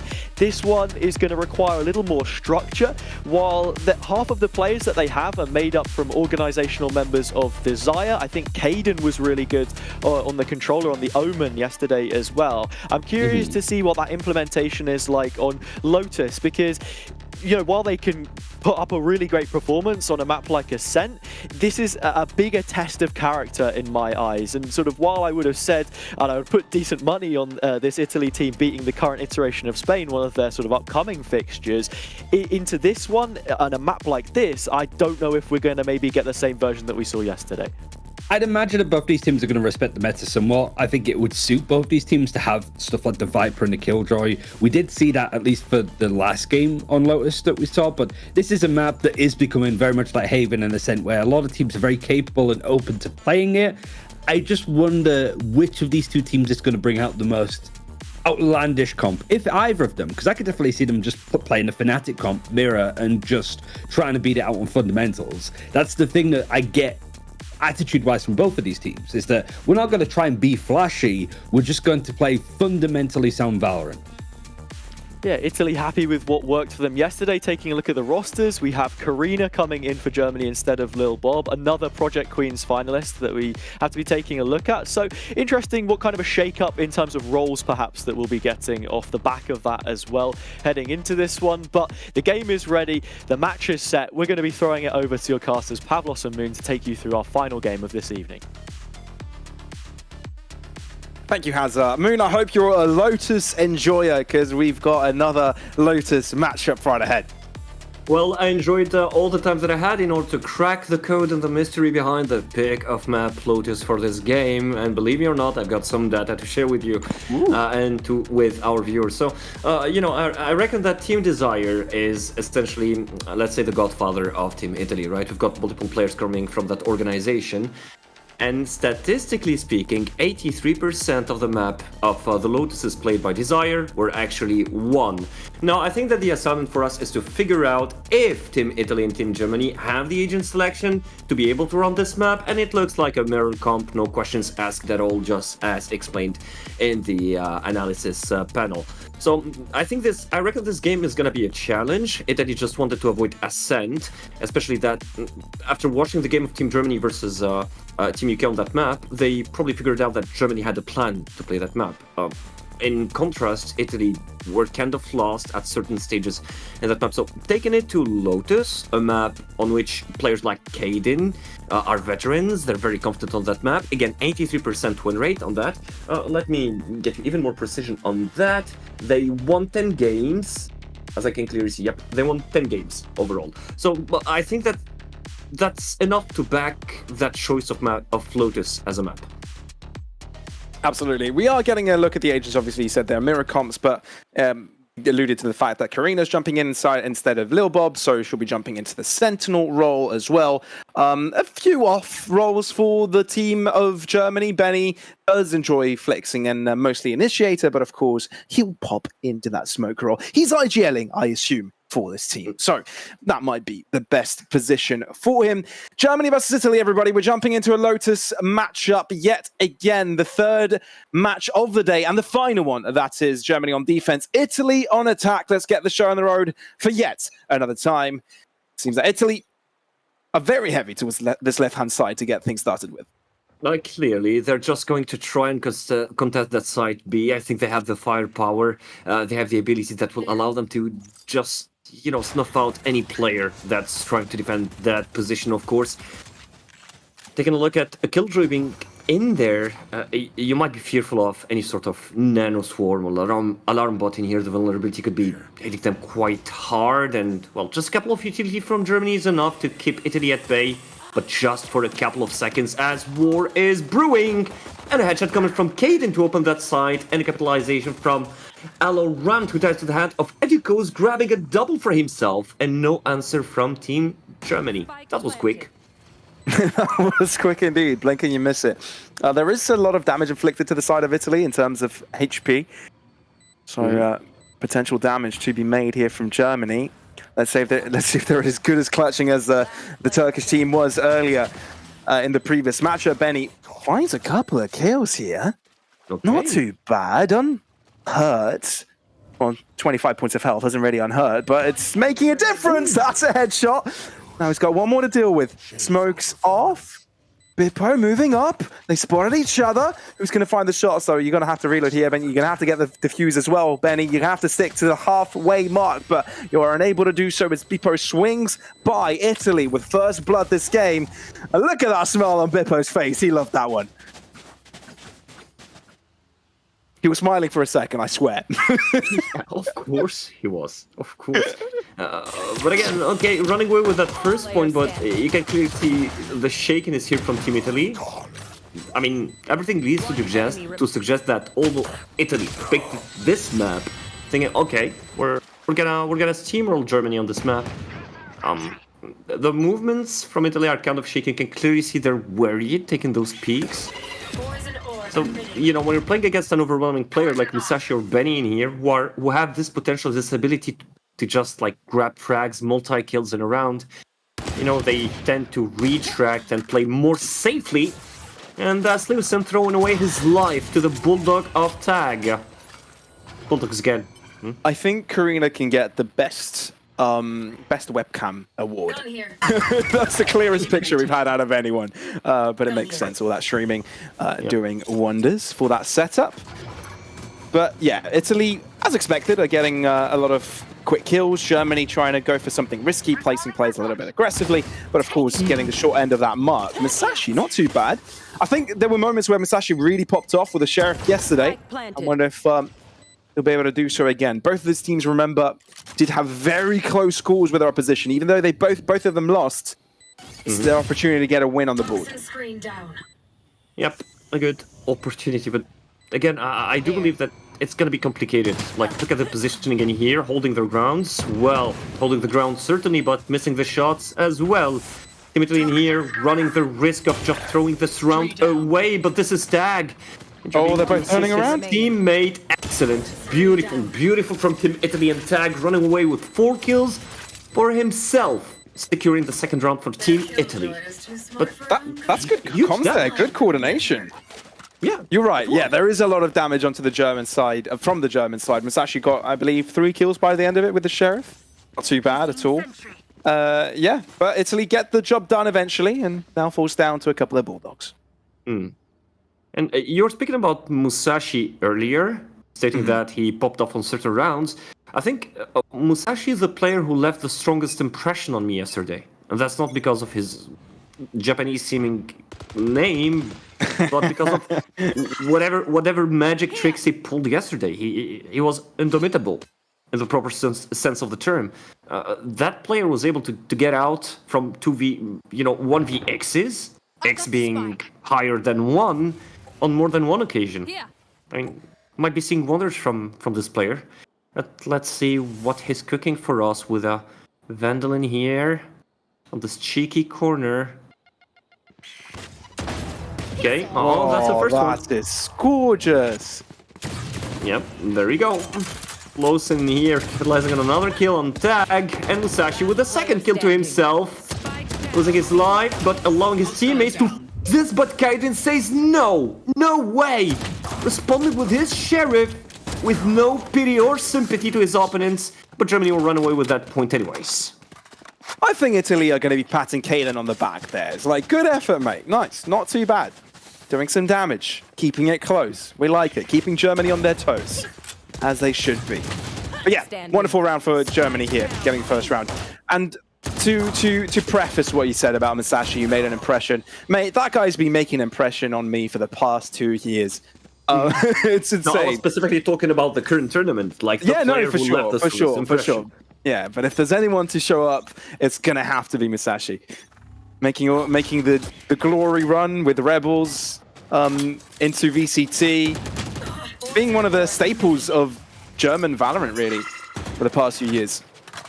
Here. Toxin screen down. And Germany has always been this hub of, players who would just blow your mind away. I mean, they're quite represented all over the place in esports in general. Has been a powerhouse for years, and Musashi is standing here to prove my words right, I suppose. As the game is still ongoing, 2-1, the final game of this night, Germany, Italy. you can see the amount of respecting. You can clearly see that, both teams know what they're up to. Beautiful jump, but Leosen will correct that with a double. Yeah, that is nuts. Leosen just keeps on giving. Oh my goodness, Leosen shows no signs of slowing down anytime soon. Full pedal to the metal, and Germany picks up their second round. With a cheeky smile on the camera as well. Okay, 4 kills, beautiful round. Given the MVP for that one, but 10 points of style for me. Look, that's extremely aesthetic. That's crisp as it gets. It's one of those satisfaction videos. It's one of those, what do you call those videos? You know, where things are oddly satisfying? Yeah, it's one of those. It's one of those. When you see, someone thinly chopping up slices of cucumber or slices of cheese. Well, this is... No, it's usually these weird This is way items, more satisfying. These weird objects that people, keep on... Oh, yeah, slime! Pressing. Yeah, the slime and all that sort of stuff. In the meantime, with all that damage, it looks to me that Team Italy is turning into slime with this crushing pressure. But at the end of the day, they do prevail. But Karina says no, and it turns into 1v1 in the blink of an eye, and a second quad kill for Tag in this game. Getting ready to play a game of tag with Leosen as he takes the long way towards site A. Screen down. Yeah, but it looks like it's Leosen on the chase for this one. Yeah. Tag heading towards the A site, making the best decision. As no one is there. It's Baron, clear for the spike plant. Don't get in my way. Takes precaution by putting the Viper Spit down. Poison's off. Spike planted. I mean, as an attacker, I think that's the best possible scenario to use it in. He did make use of it You wanted a villain? to the I most gave you a villain. utmost of its efficiency. Ace for Tag. Second ace this tournament, I think. Is it? Yeah, I believe so. I don't think we saw any other aces. We had an ace yesterday. We had an ace yesterday. I don't think we had any more today. So Tag, congrats! That's the second ace of the tournament. Beautifully done. And Italy, that's the lead for them. Thankfully for Germany, they do still have that economy machine rolling. They still have got money in their bag to invest into another round of rifles, but that is soonly going to run out if they do end up losing another round here. So, very crucial one. While Italy will try and keep that not only credit economy going, but the ultimate economy running well for them. They do end up towards that right-hand side, and thankfully for them, it basically avoids Leosen's showstopper. Okay, quite. I wouldn't say that it was calculated, but good call from here. They managed to avoid a worst-case scenario. In the meantime, Karina just dictating the rules on the side, but Kaden decides to go rogue on her. That's an excellent 3 kills picked up by Team Italy. And things are not all rainbows and sunshines on the side of Team Germany, as they're losing their footing in this map. Take shot towards tree. 2v4, not an easy one at all. Oh, Leosen, that's attack to the head. Turns around, it's not in time. Edukos is there to deliver. Italy holding on strong for that retake. It was a valiant effort, I guess, for Germany at the start, but it was Italy's round all along. I suppose that a defeat of this round will push Germany to a tactical timeout. But there's a couple of things they need to talk about, I think. I mean, it's not at a level where, nothing is working out. It's just that the decisions that... Okay, time is now. You're right. You read it. Well. You read. Your brain is too huge, Moon. Someone's got to nerf you. Your brain is too huge. I was thinking of round 8, but it actually makes sense since, you're going to engage a sheriff round. So might as well take the opportunity to talk about how you're going to play this round and prep for the coming round, right? Yeah, supposedly. Come up with a couple of plans to have them in the pipeline. Wouldn't be too bad. But, I mean, you do talk about plans, but we're not seeing the players engaging in communication. At least the ones with cameras on. So, yeah. I wonder what's going on. Fairly quiet, fairly focused. For the teams that had fairly close-up matchups yesterday, they seem to be following that trend today. Clearly.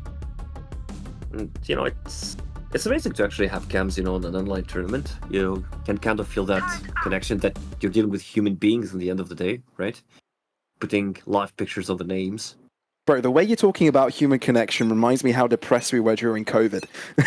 Oh my god. I was stuck in Poland during COVID. Like, Oh, the airports worst shut place to down. be. JK, if there's any Polish people I out was there, going Poland's back brilliant. home. I barely speak Polish. I mean, enough to, to get by, to buy a couple of things. When the Oh, man. got stuck there for 2 months. PTSD. Oh, no. Yeah. Oh my goodness.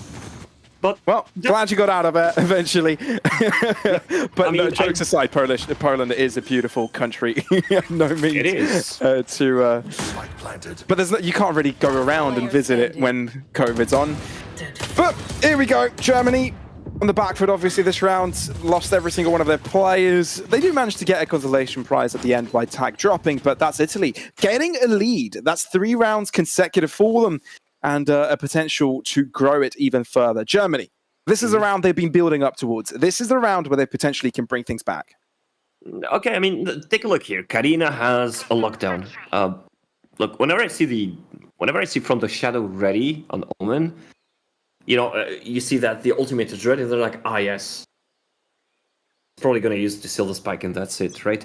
So here, I think the whole plan of Team Germany right now will be revolving around the lockdown, and I'm led to believe that instead of taking that frontal fight with Team Italy, they'll be playing more on retake, which actually makes sense in this map, right?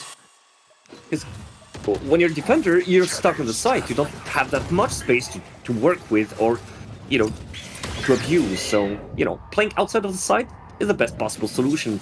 In the meantime, Italy are getting stuck. They're not able to get through the abilities of the defenders in here, while Valorant grabs 2 kills to himself, and Musashi with a headshot shuts down Team Italy momentarily. Yeah, it is quite momentarily because it's still a 2v2. Important part of this puzzle is Leosen's stab towards the back. But look at this, Italy, wary of it. Oh, are they? Oh, that step! An all-true crucial step. Leosen able to sidestep with that blast pack. And with the TP, Caden is back on site. And now wondering where they are, Bippo. Great read on Musashi's push, and now Leosen's position. Telegraphed, and of course, from the shadows enabled. Italy not taking any chances. They want to go to that A site as soon as possible, knowing Leosen is nowhere to be found. And we'll be looking at a 1v2 retake. Germany, they're in trouble if they don't win this one. Surely they won't blow it. Surely they won't blow it. I mean, at least the spike, definitely, but not the round. You're in a 2v1 situation. You have information on where Leosin was. You kind of know where he's coming from, and we got a Bippo on fire with a really good prediction in here, grabbing that headshot and offering Italy a 6th round. I mean, honestly, if we're to compare the Italy we're watching right now, the Italy I saw yesterday, you saw yesterday, there's a clear difference. I think we're starting to see who are here to upset, who are taking this seriously, and the teams that we can definitely see so far, we've seen them get some quite excellent results. France is the first one, but Italy is definitely wanting to follow suit under the teams here to parley. Now, they'll be switching up their approach this time around. A bit of a polarized position, 2 per side, well, 2 on one side, 3 on the other, but the end result, I believe, for Italy is to end up towards the C position, or at least allude to the idea that that is the plan. Keep Germany on their toes. I think the plan from Italy in here, again and again, as you can see, they're focusing so much on this area, the entrance of Site C. They're always trying to engage into a fight, push Team Germany to get out of position, and this created an effect of paranoia. As in, man, we're literally watching 3 defenders on Site C while A is left to 1 player only, and this creates a window of opportunity to actually plant the spike on Site B, a very difficult site to take. They would be losing Tag, they would be losing Arnold, but Kaiden to the rescue, equalizes the numbers. Edikos intervenes and gets revenge for his teammate, and look at Bippo popping off, getting the first and the second one. And that's a round going straight in Italian hands. It looked a bit messy, I'm not going to lie. It could have gone either way. And if it wasn't for Caden just swinging by midway through that fight, I think the result would have been very different. A lot of utility doing damage, paint shots onto the spike, keeping players low, forcing them into corners where you can essentially pre-fire and get easy headshots. A nice opportunity for Germany to try and bring things back in their favor on an eco round, but they don't quite stick to the landing, and Italy continue with their lead. Now 5 rounds in a row with not many left in this half. And things are getting a little bit scary on the German front. 72. It's a little bit difficult of a score to work with. A difficult pill to swallow as well. I'm led to believe that Germany will try to capitalize even more now. We've seen them out of position now, pressuring Team Italy, keeping them from trying to get out towards side A. But we're still left with 5 players on both sides, so everything is still doable. Every scenario is still on the table. And I'm led to believe that they can't blow their cover. It's clear that they're attempting to take side A. Well, for us it is. The fact that there is presence towards that right-hand side doesn't necessarily mean a take is about to ensue, especially because Germany aren't feeling themselves to push too aggressively here. Bippo, showstopper on site, unable to find Masashi, still holding Sean, finds a pick in through the chaos. VALORANT joins in and helps out. Beautiful coordination between the 2 German defenders, now tagged, one enjoying the fight, but VALORANT is having none of it. Stops him in his tracks, puts him in a grave, and now Aranel is left to do it alone. Spike in no man's land, and 3 players to the back of this A site, not taking any chances. An opportunity to gain around like no other, and they will take it as soon as they're given the chance. Finally, Germany stop the streak of Italy.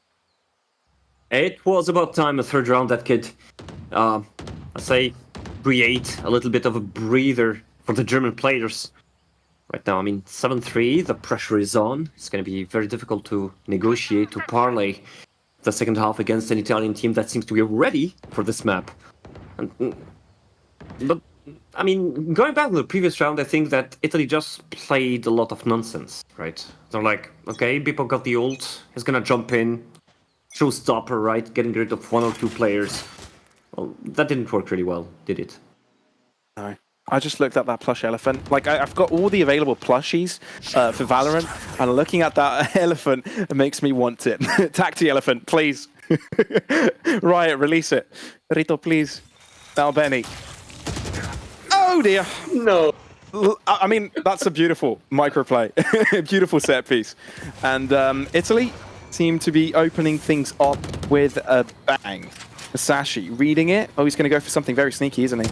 It's not going to pay off, though. Yep. Musashi's head banged in here with this headshot. I mean, look, whenever Italy plays this calm, this slow, this organized, I mean, Germany has no reply whatsoever. Just look at this. This is beautiful. This is... You know, you cannot bring any criticism to the way Team Italy is playing right now. Even if Lee Sin peeks you this way, run away with a double, with a ulti, make it a triple. Whoa. No! Karina runs with it. Okay, it's not a no for Germany. That's a kill nevertheless. Arnell dispatches Lee Sin a double. And that's an 8th round for Team Italy. Last round in the half. How many times in a competitive match where you've heard that, you know, after that finisher of that gun, you started singing the tune? Da, da, da, da, da, da. No? Has that ever occurred in your matches, Spoon? Not to me. Oh, come on. Not to me. You need to find better teammates, mate. Come, let's play some duo queue after this. Let's play some matches. Yeah, probably on the weekend. Maybe tomorrow for certain. All right, okay. You know, sold. Let's do it. It's quite late in here already, so yeah, no, all good, all good. Time zone difference. For another time.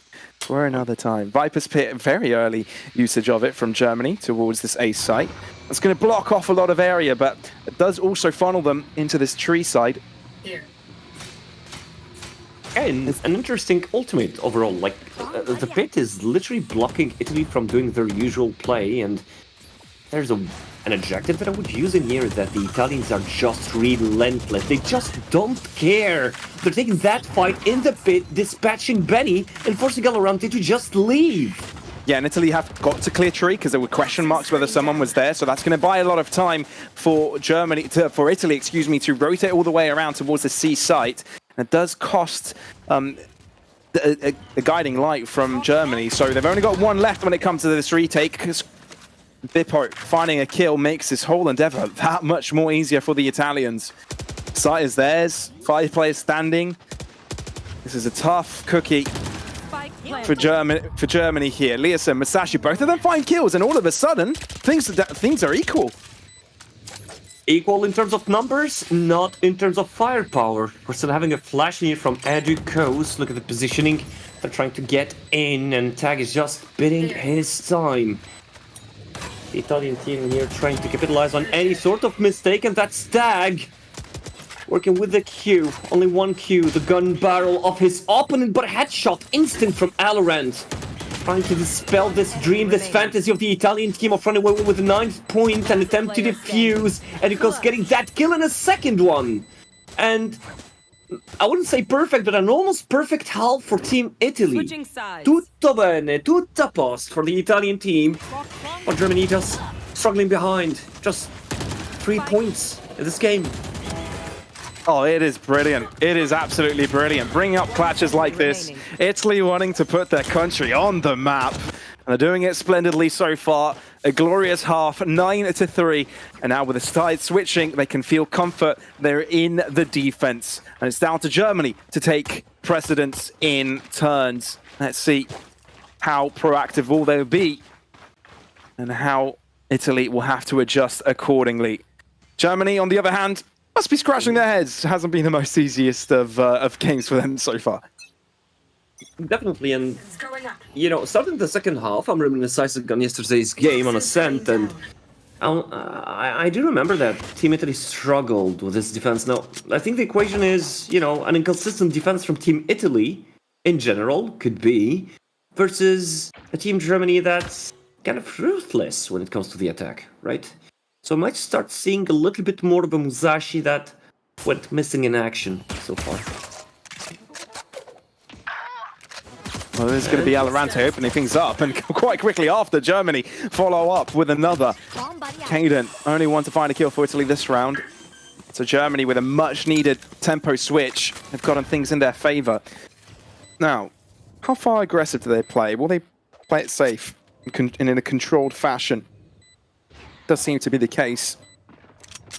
Italy approaching 2 players strong. At least they've got a body system going on for them, but they can't afford trades. They need to be clean. Tag drops. They anticipate Caden from that direction, throw everything they've got at them, splatter him with paint, fill him up with lead. That's all you can do this one, Caden. Just stare at this spike being exploding. Being exploding? That is good English, isn't it? Caden wanting to go for more kills. But that's a round for Germany. A very much needed round for the German side. No worries about the English. You know, the straight, the movements from Caden, right? The shaky decision making in here would just bamboozle just about anyone, making them speak London very best. But in any case, putting all of that aside, I mean, a pretty pitiful piss around coming from Team Italy. You know, we didn't get to see a personality coming from them in here. We've seen a push from 3 players that got dispatched in the blink of an eye.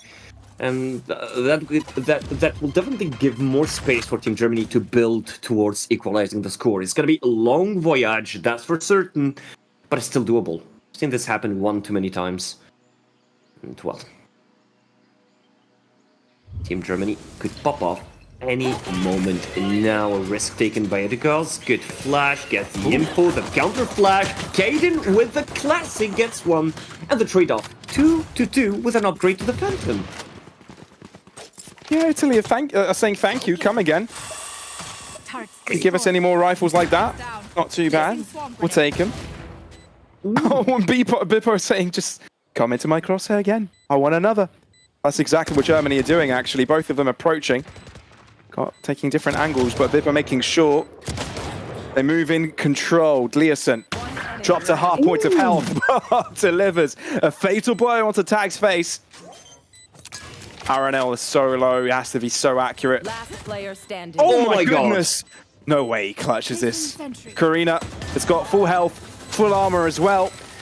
So it will be taken care of. Karina allow Germany to get a 5th round. So at least they're closing up the gap just a bit.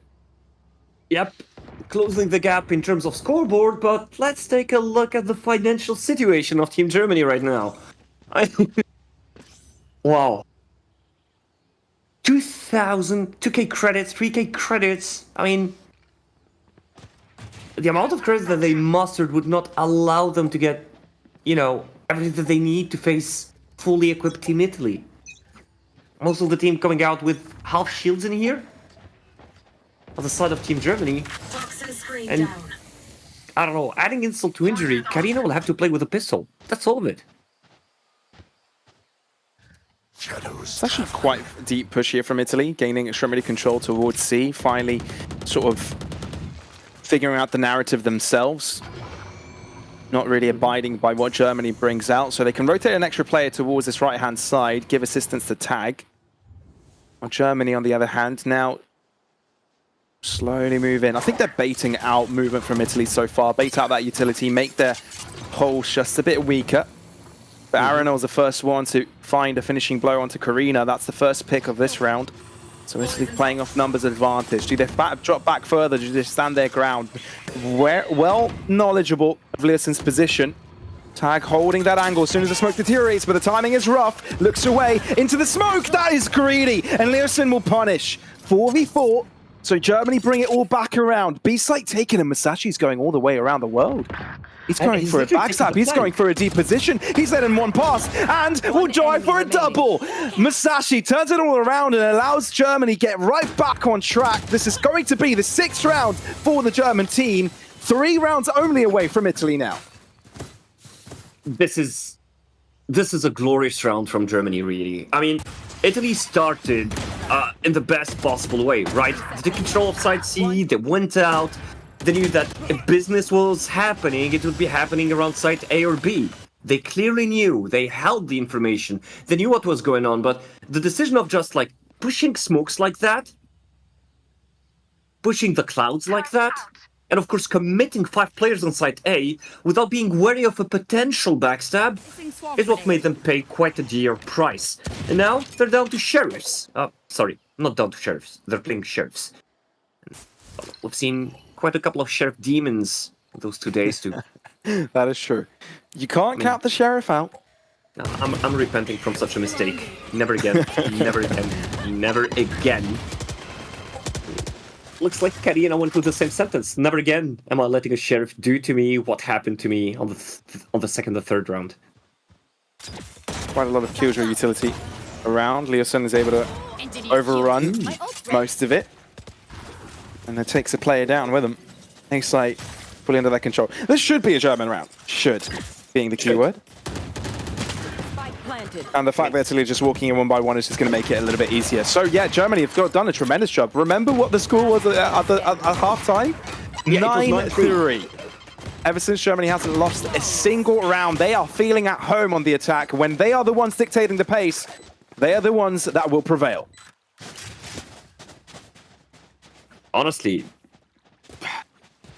I don't know what's happening with Team Italy. I mean, okay, looking at the score, 9-3, all right. You lost the pistol, there's a bonus round. I mean, there's the second round. Second round, you're playing your Thrifty, you lost it, fine, not a problem. Full buy, you drag the economy of Germany to the ground. You take that round, you monopolize the economy, you're the best possible position to continue on your streak, right? Or to start a new streak. You lose that round, fine. You're gonna play another sheriff round, but it's already 9-6 and it turns to 9-7. And whatever gap you built, whatever confidence you gathered as a team, starts withering away. And you can clearly see that as Team Italy now is not even trying to... Okay, they did try to play aggressively, and well, they paid a dear price again. Yeah, every time that Italy tries to switch things up a little bit and try and play in their own way, sort of to get Germany out of their plan, doesn't seem to be working out, as they're not the ones to find most of the picks. But for now, they've traded equally. For now, this is fairly fathomable, especially considering that Aranel's got a lot of the utility towards the site. And for a moment there, I thought Germany, that's where they were heading, but no. Second guess themselves, stick around for a little longer.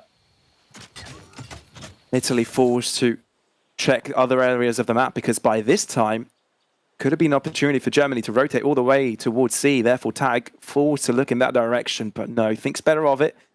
Sticks with the teammates. 30 seconds Germany left. might have played the patience game just long enough. Smoke towards stairs. Smoke in retaliation to block off the site. Caden will try and hold this off on his own until reinforcements arrive.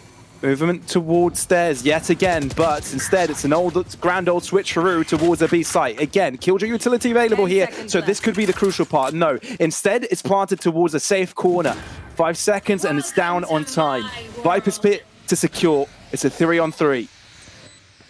It's gonna get extremely complicated on Team Italy now. They thought they had the upper hand with their positioning, but no. The good old reliable, the switcheroo from Team Germany just make things a little bit more complicated on them. The steps heard. Benny, with close to no vision, realized that his opponents are just outside of the pit. No knowledge, no info, no scouting ability, but drop that. Tags gets his first headshot in this round. The reload at the worst possible timing with the reload. Again, 2 reloads, ending in 2 casualties, and Team Italy would just take this round. I mean, see, the way they stick together, the way they played this, instead of just going bonkers outside of their sites, just give them more positive results. I mean, Germany are Did you not that say give shabby them more team. past the results?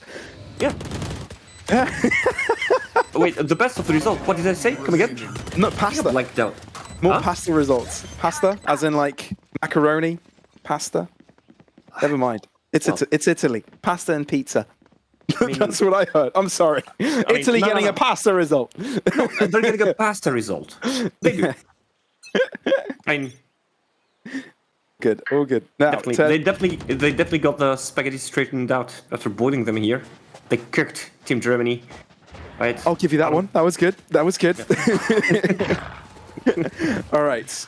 All right. Germany still got a buy in them. Still keeping that economy strong. Italy, though, able to prevail from that streak that Germany had going for them. Toxin screen down. I dropped the spike. There. Quite hesitant, the Germans in here. Quite hesitant. I mean, you can clearly see that they kind of dropped the idea of going to fight off Site C early on. They prefer to... They know that Italy would just go out. They know that they'll try to find any sort of information. They would try to, fight for control over that area, right? And as you can see, they're just hesitant. If they're gonna take it, if they're gonna fight for it, they need to make sure that they're ready to take it. And if they take it, they're taking it as a 5-man. Now, unluckily for Team Italy, only Tag is set to stand in this position and hold. Well, the X-ray is telling us a very, very scary story. And a lockdown coming up. Tag will have to disassociate himself from this position. Without this association, the C site is now barren. Germany, full control of it, but it's still all players have been alive. Everyone has been able to avoid each other so far, but look at Germany actually pushing even further forwards. Bippo's having none of it, saying this is my realm. I hold down this this spawn. But what else can they do? Guiding light available, doesn't spot anyone. This is an indication to how aggressive Germany are playing towards Fountain. Still losing out on most of the players. Tag coming out on top. Valoranti trying to save the day, but a showstopper's coming towards him. It doesn't even come down to that as Tag takes him down. Bullet between the eyes, and Italy one to keep things going. A little BM to put in there as well. An 11th round in the bag for the Italian side. I mean, in all honesty, let's talk about Tag. I would hate to play against him. I mean, that's the sort of guy, you play 2 games against him, and you start looking behind you every time you walk down the street. In real life, not playing Valorant. He has this ability, this talent to just catch you from behind every time. Catch you from a flank. It's crazy. And he kept on doing that. All game long. Bar the ace and the quad that he had, has been putting an impressive performance.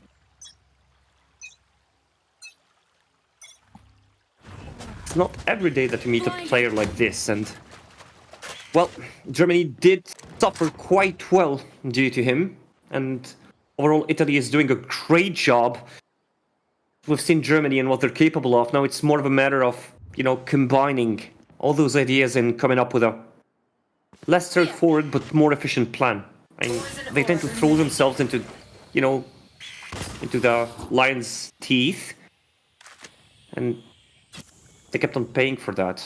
In the meantime, Italy just bidding their time. They know that they're just 2 rounds away, and I do believe that if they keep playing in this way, while Germany still does not find this key to unlock this blockade that Italy has been imposing on the site A, their efforts will be naught.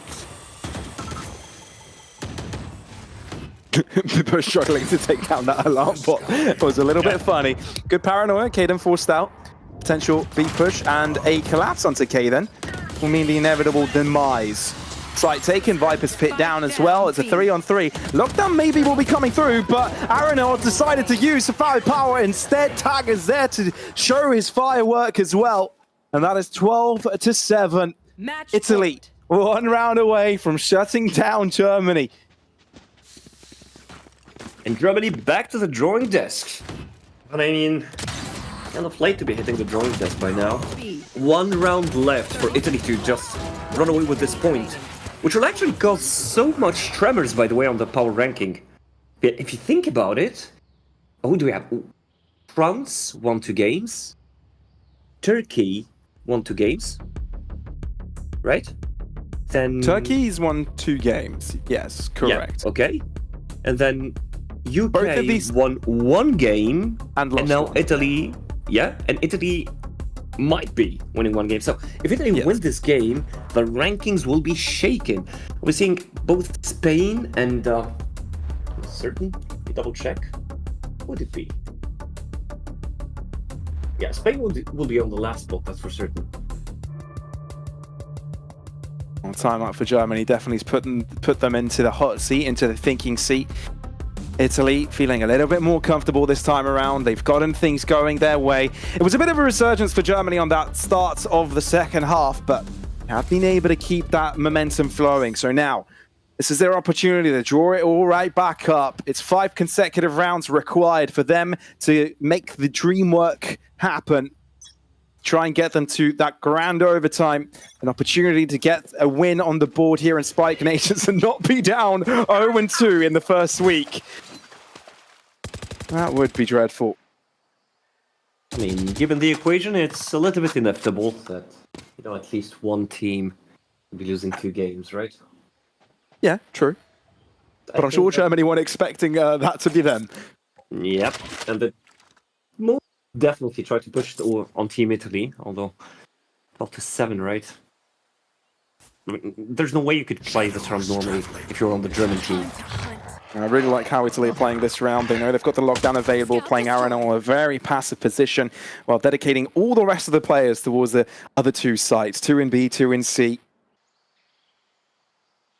Here. How's this one going to work out? I wouldn't be surprised if Italy go full retake mode, but we'll try and get a pick in the first hand. Paranoia coming through. It's a really good one because Leosin can't see a thing. Kaden picks up the first one. Spray down follow through, but Masashi just tries to walk on forwards. Edekos, guiding light, trying to salvage his life. 1 point of health remaining, and is still alive and breathing and able to use that rifle.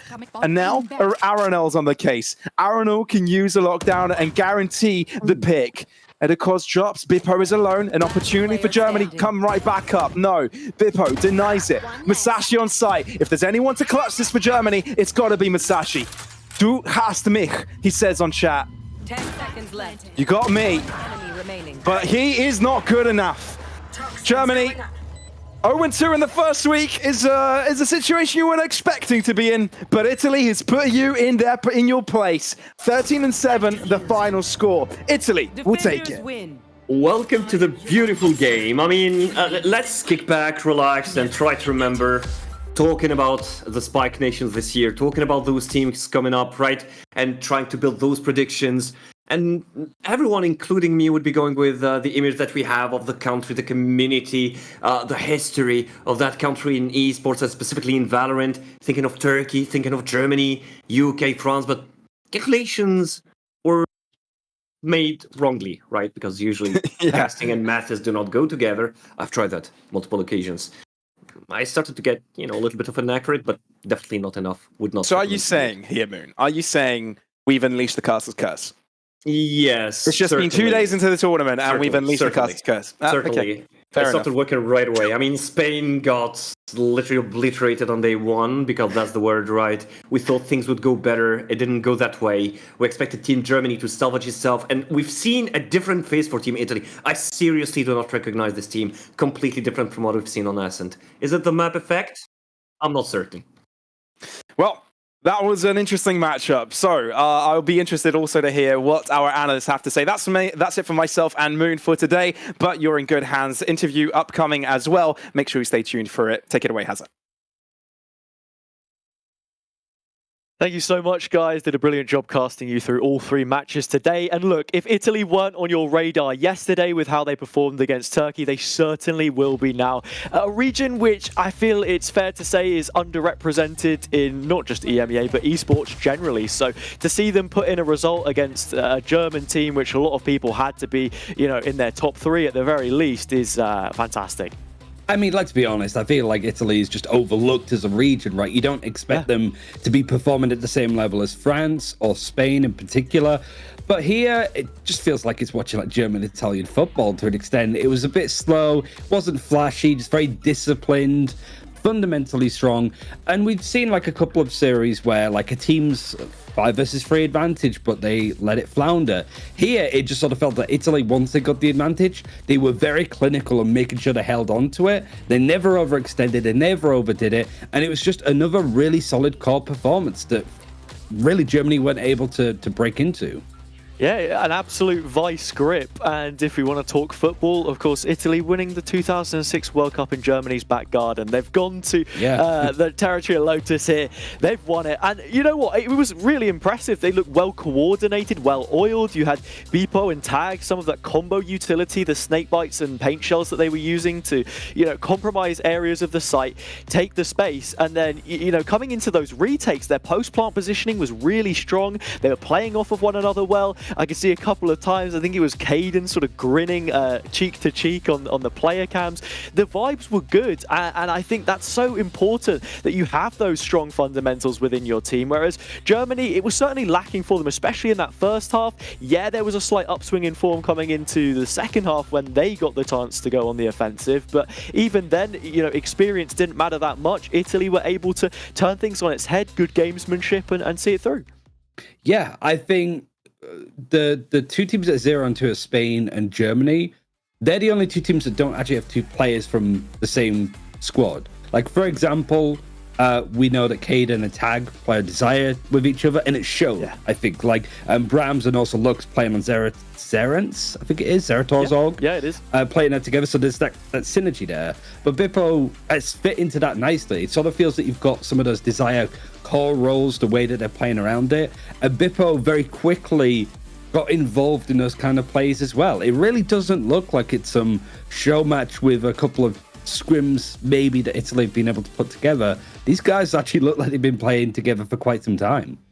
Yeah, it's not only that as well. While it didn't pay off for them, you saw them taking these set aggressions then into their defender's side as well and pushing the limits, trying to take additional space and be more proactive where maybe Germany had been more diligent and taken their time. So I think, it's certainly very exciting to see.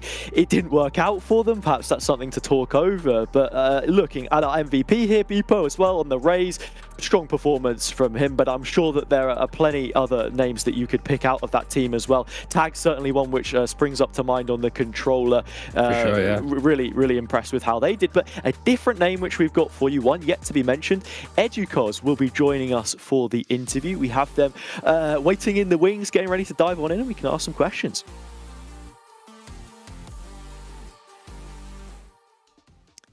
There we go. Educos, how are you doing? Welcome to the interview and congratulations on the result. Thank you very much, guys. Firstly, how does it feel to get not only a victory, but against a team like Germany, which a lot of people would have had coming in as being one of those stronger teams? Italy, I think, underrated by a lot of people to sort of fly your flag and get that win. How does it feel? I mean, that Italy, it's underrated. It's always like this, but was not easy. But I feel like was more easy in a way that they was more playing like more in a default way than the Turkish guys. Yeah. So we was more easy for us to play that in that way.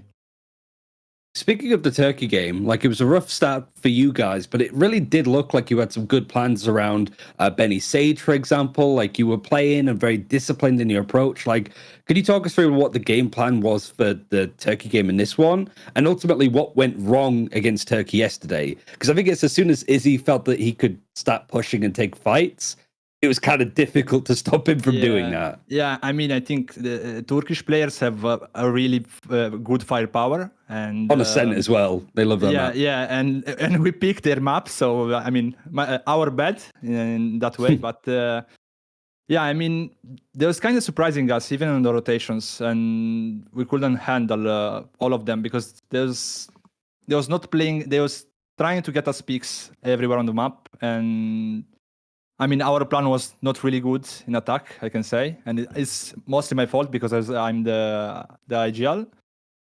But I think it was mostly on the firepower, the problem. I think they was winning every 1v1, and when you win every 1v1, like, of course you have strategy in Valorant, but at some point you have to shoot, you know, like that was the main problem. I have to say, one of the main credits that we've sort of given to this team is the structure that you guys have demonstrated. Of course, you have that core of players, both Caden and Tag, and then even Aranel from the Game Changer setup on Desire as well. Coming into this team, is that sort of structure something that you think you've benefited from? Is that palpable when you're in the server? Can you sort of feel the comms flowing a bit more than they would otherwise? I mean, of course, having the core of Desire with Tag and Kaiden, it's more easy because they know really well each other. I mean, they play in the same team, so that helps me a lot as IGL. Aranel, like, it's the strongest Italian player with Mochi, so she stepped up. I think the first game was kind of rough, but the second game, she played like really, really good. But mostly because I think we have the Desire core and they play great together. With you being the IGL then, like how much of the game plan is you versus, like, for example, Tag had some really nice snake bites to clear behind Rubble on attack, and you sort of pushing behind you on Viper Wall, and I think catching out Benny, Benny in some of those other positions, right? Like, how much of that is your IGLing versus how much of that is stuff that maybe Desire, like, oh, we used to do this? Actually, a better question, how much have you been practicing? Because you guys actually look like you've been putting the hours in, like, with some really cool stuff. Honestly, we didn't prac a lot. I mean, our first game together was versus Turkey, so yeah, I mean, we kind of prepare of how we wanted to play, but we didn't prac at all. But we put an idea. Of the other question, like, I mean, I was calling, but I was getting help a lot by Kaiden and Tag, of course. And I mean, situation like you said of the snake bite behind Rubble, it's like even Tag idea to say it. I think he called it, if I'm not wrong. So yeah, they helped me a lot in that way. I was more like calling the first part of the round, and they was adjusting like the small things, you know, like I'm gonna put the molly there, we're gonna retake Rubble like this, we're gonna take it in this way, like more like precise calls, you know. Yeah, well, once again, congratulations. Grazie mille. It was a fantastic performance from you guys, and I am looking forward to seeing how much further you go in the tournament. Enjoy the rest of your evening. Thank you. Bye-bye, guys. Thank you. All right, there we have it. I mean, you've got the structure, you've got the IGL sort of mixing in as well. The ideas are flowing, they're bouncing wall to wall, and I think the players will be as well, because that is a fantastic victory for them. Yeah, I mean, the problem is it kind of gets a bit rough with their first game next week is against France. So they're on a bit of a heater at the moment. And Germany, it doesn't get easier because they actually have to go and play it up against Turkey for their first game of next week. So it could be from bad to worse for them. For Italy, it's in a really good position, but getting their tough games out of the way first. Yeah, and this is the perfect time to bring up the standings as we're having this conversation as well. Two teams at the top of the table, France and Turkey currently undefeated. For Germany and Spain, things go from bad to worse. Both of them unable to register their initial victory. UK, and now joined by Italy in the middle of the pack, will be keeping things held together for now. So the top four places, of course, just to remind you, coming out of the round robin, will be heading to playoffs, and the remaining teams will have to settle for a show match. We go go to Madrid, Spain for Gamergy 2023 with a €20,000 prize pool. So plenty on the line, and right now it certainly seems like these teams are putting their money where their mouth is. For sure, and I am curious on, like, we just in Italy haven't been practicing much, but now that they've shown a bit of promise, we have like just less than a week before we see the rest of the games for day 3. So are they going to be practicing over the weekend, for example? Are any of the teams actually going to like really get into this to push this as far as it can go? Because I think Italy could do some damage actually against some teams and maybe get a couple of upsets if they continue on this trajectory. Yeah, it's like how much more do you want to invest? The promise is sort of looming there for them, and right now it seems like certainly bearing fruit for Italy. So once again, congratulations to them and our other winners from the games today, but there is still so much more Valorant to be played. Once again, thank you to our sponsors Alienware and Intel for making Spike Nations possible this year. We have, as I said before, so much more to play, plenty more stakes to be laid out. I am really looking forward to it. Ryan, it's been an absolute pleasure. Any closing thoughts from yourself before we wrap up the stream? I mean, I think Zesh is the reason why Germany lost. I think we can end it there, especially with his British impression that he did. Yeah, I mean, look, that Tesco contract is pending. Pen to paper soon enough. We'll have to see how that one goes. But to cross the T's, dot the I's, we're going to be closing the stream for today. We'll be back very soon with more action for you here on Spike Nations. Twitch.tv/Valorant EMEA, all of the socials. Make sure to check them out. That is all from us. Thank you so much for watching, and good night. Last player standing.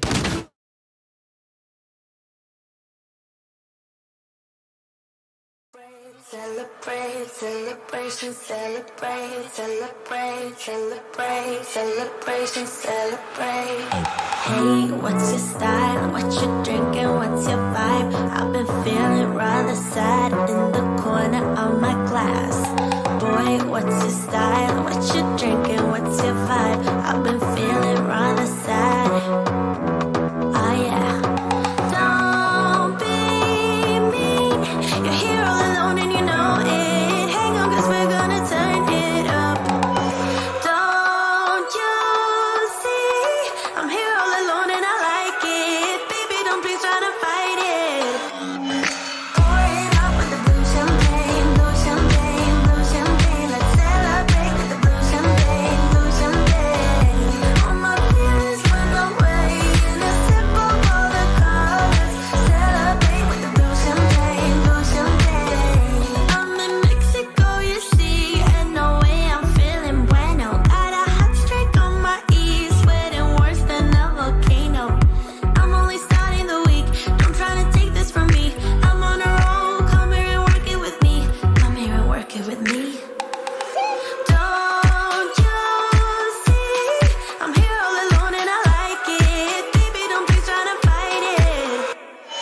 Pour it up with the blue champagne, blue champagne, blue champagne. Let's celebrate with the blue champagne, blue champagne.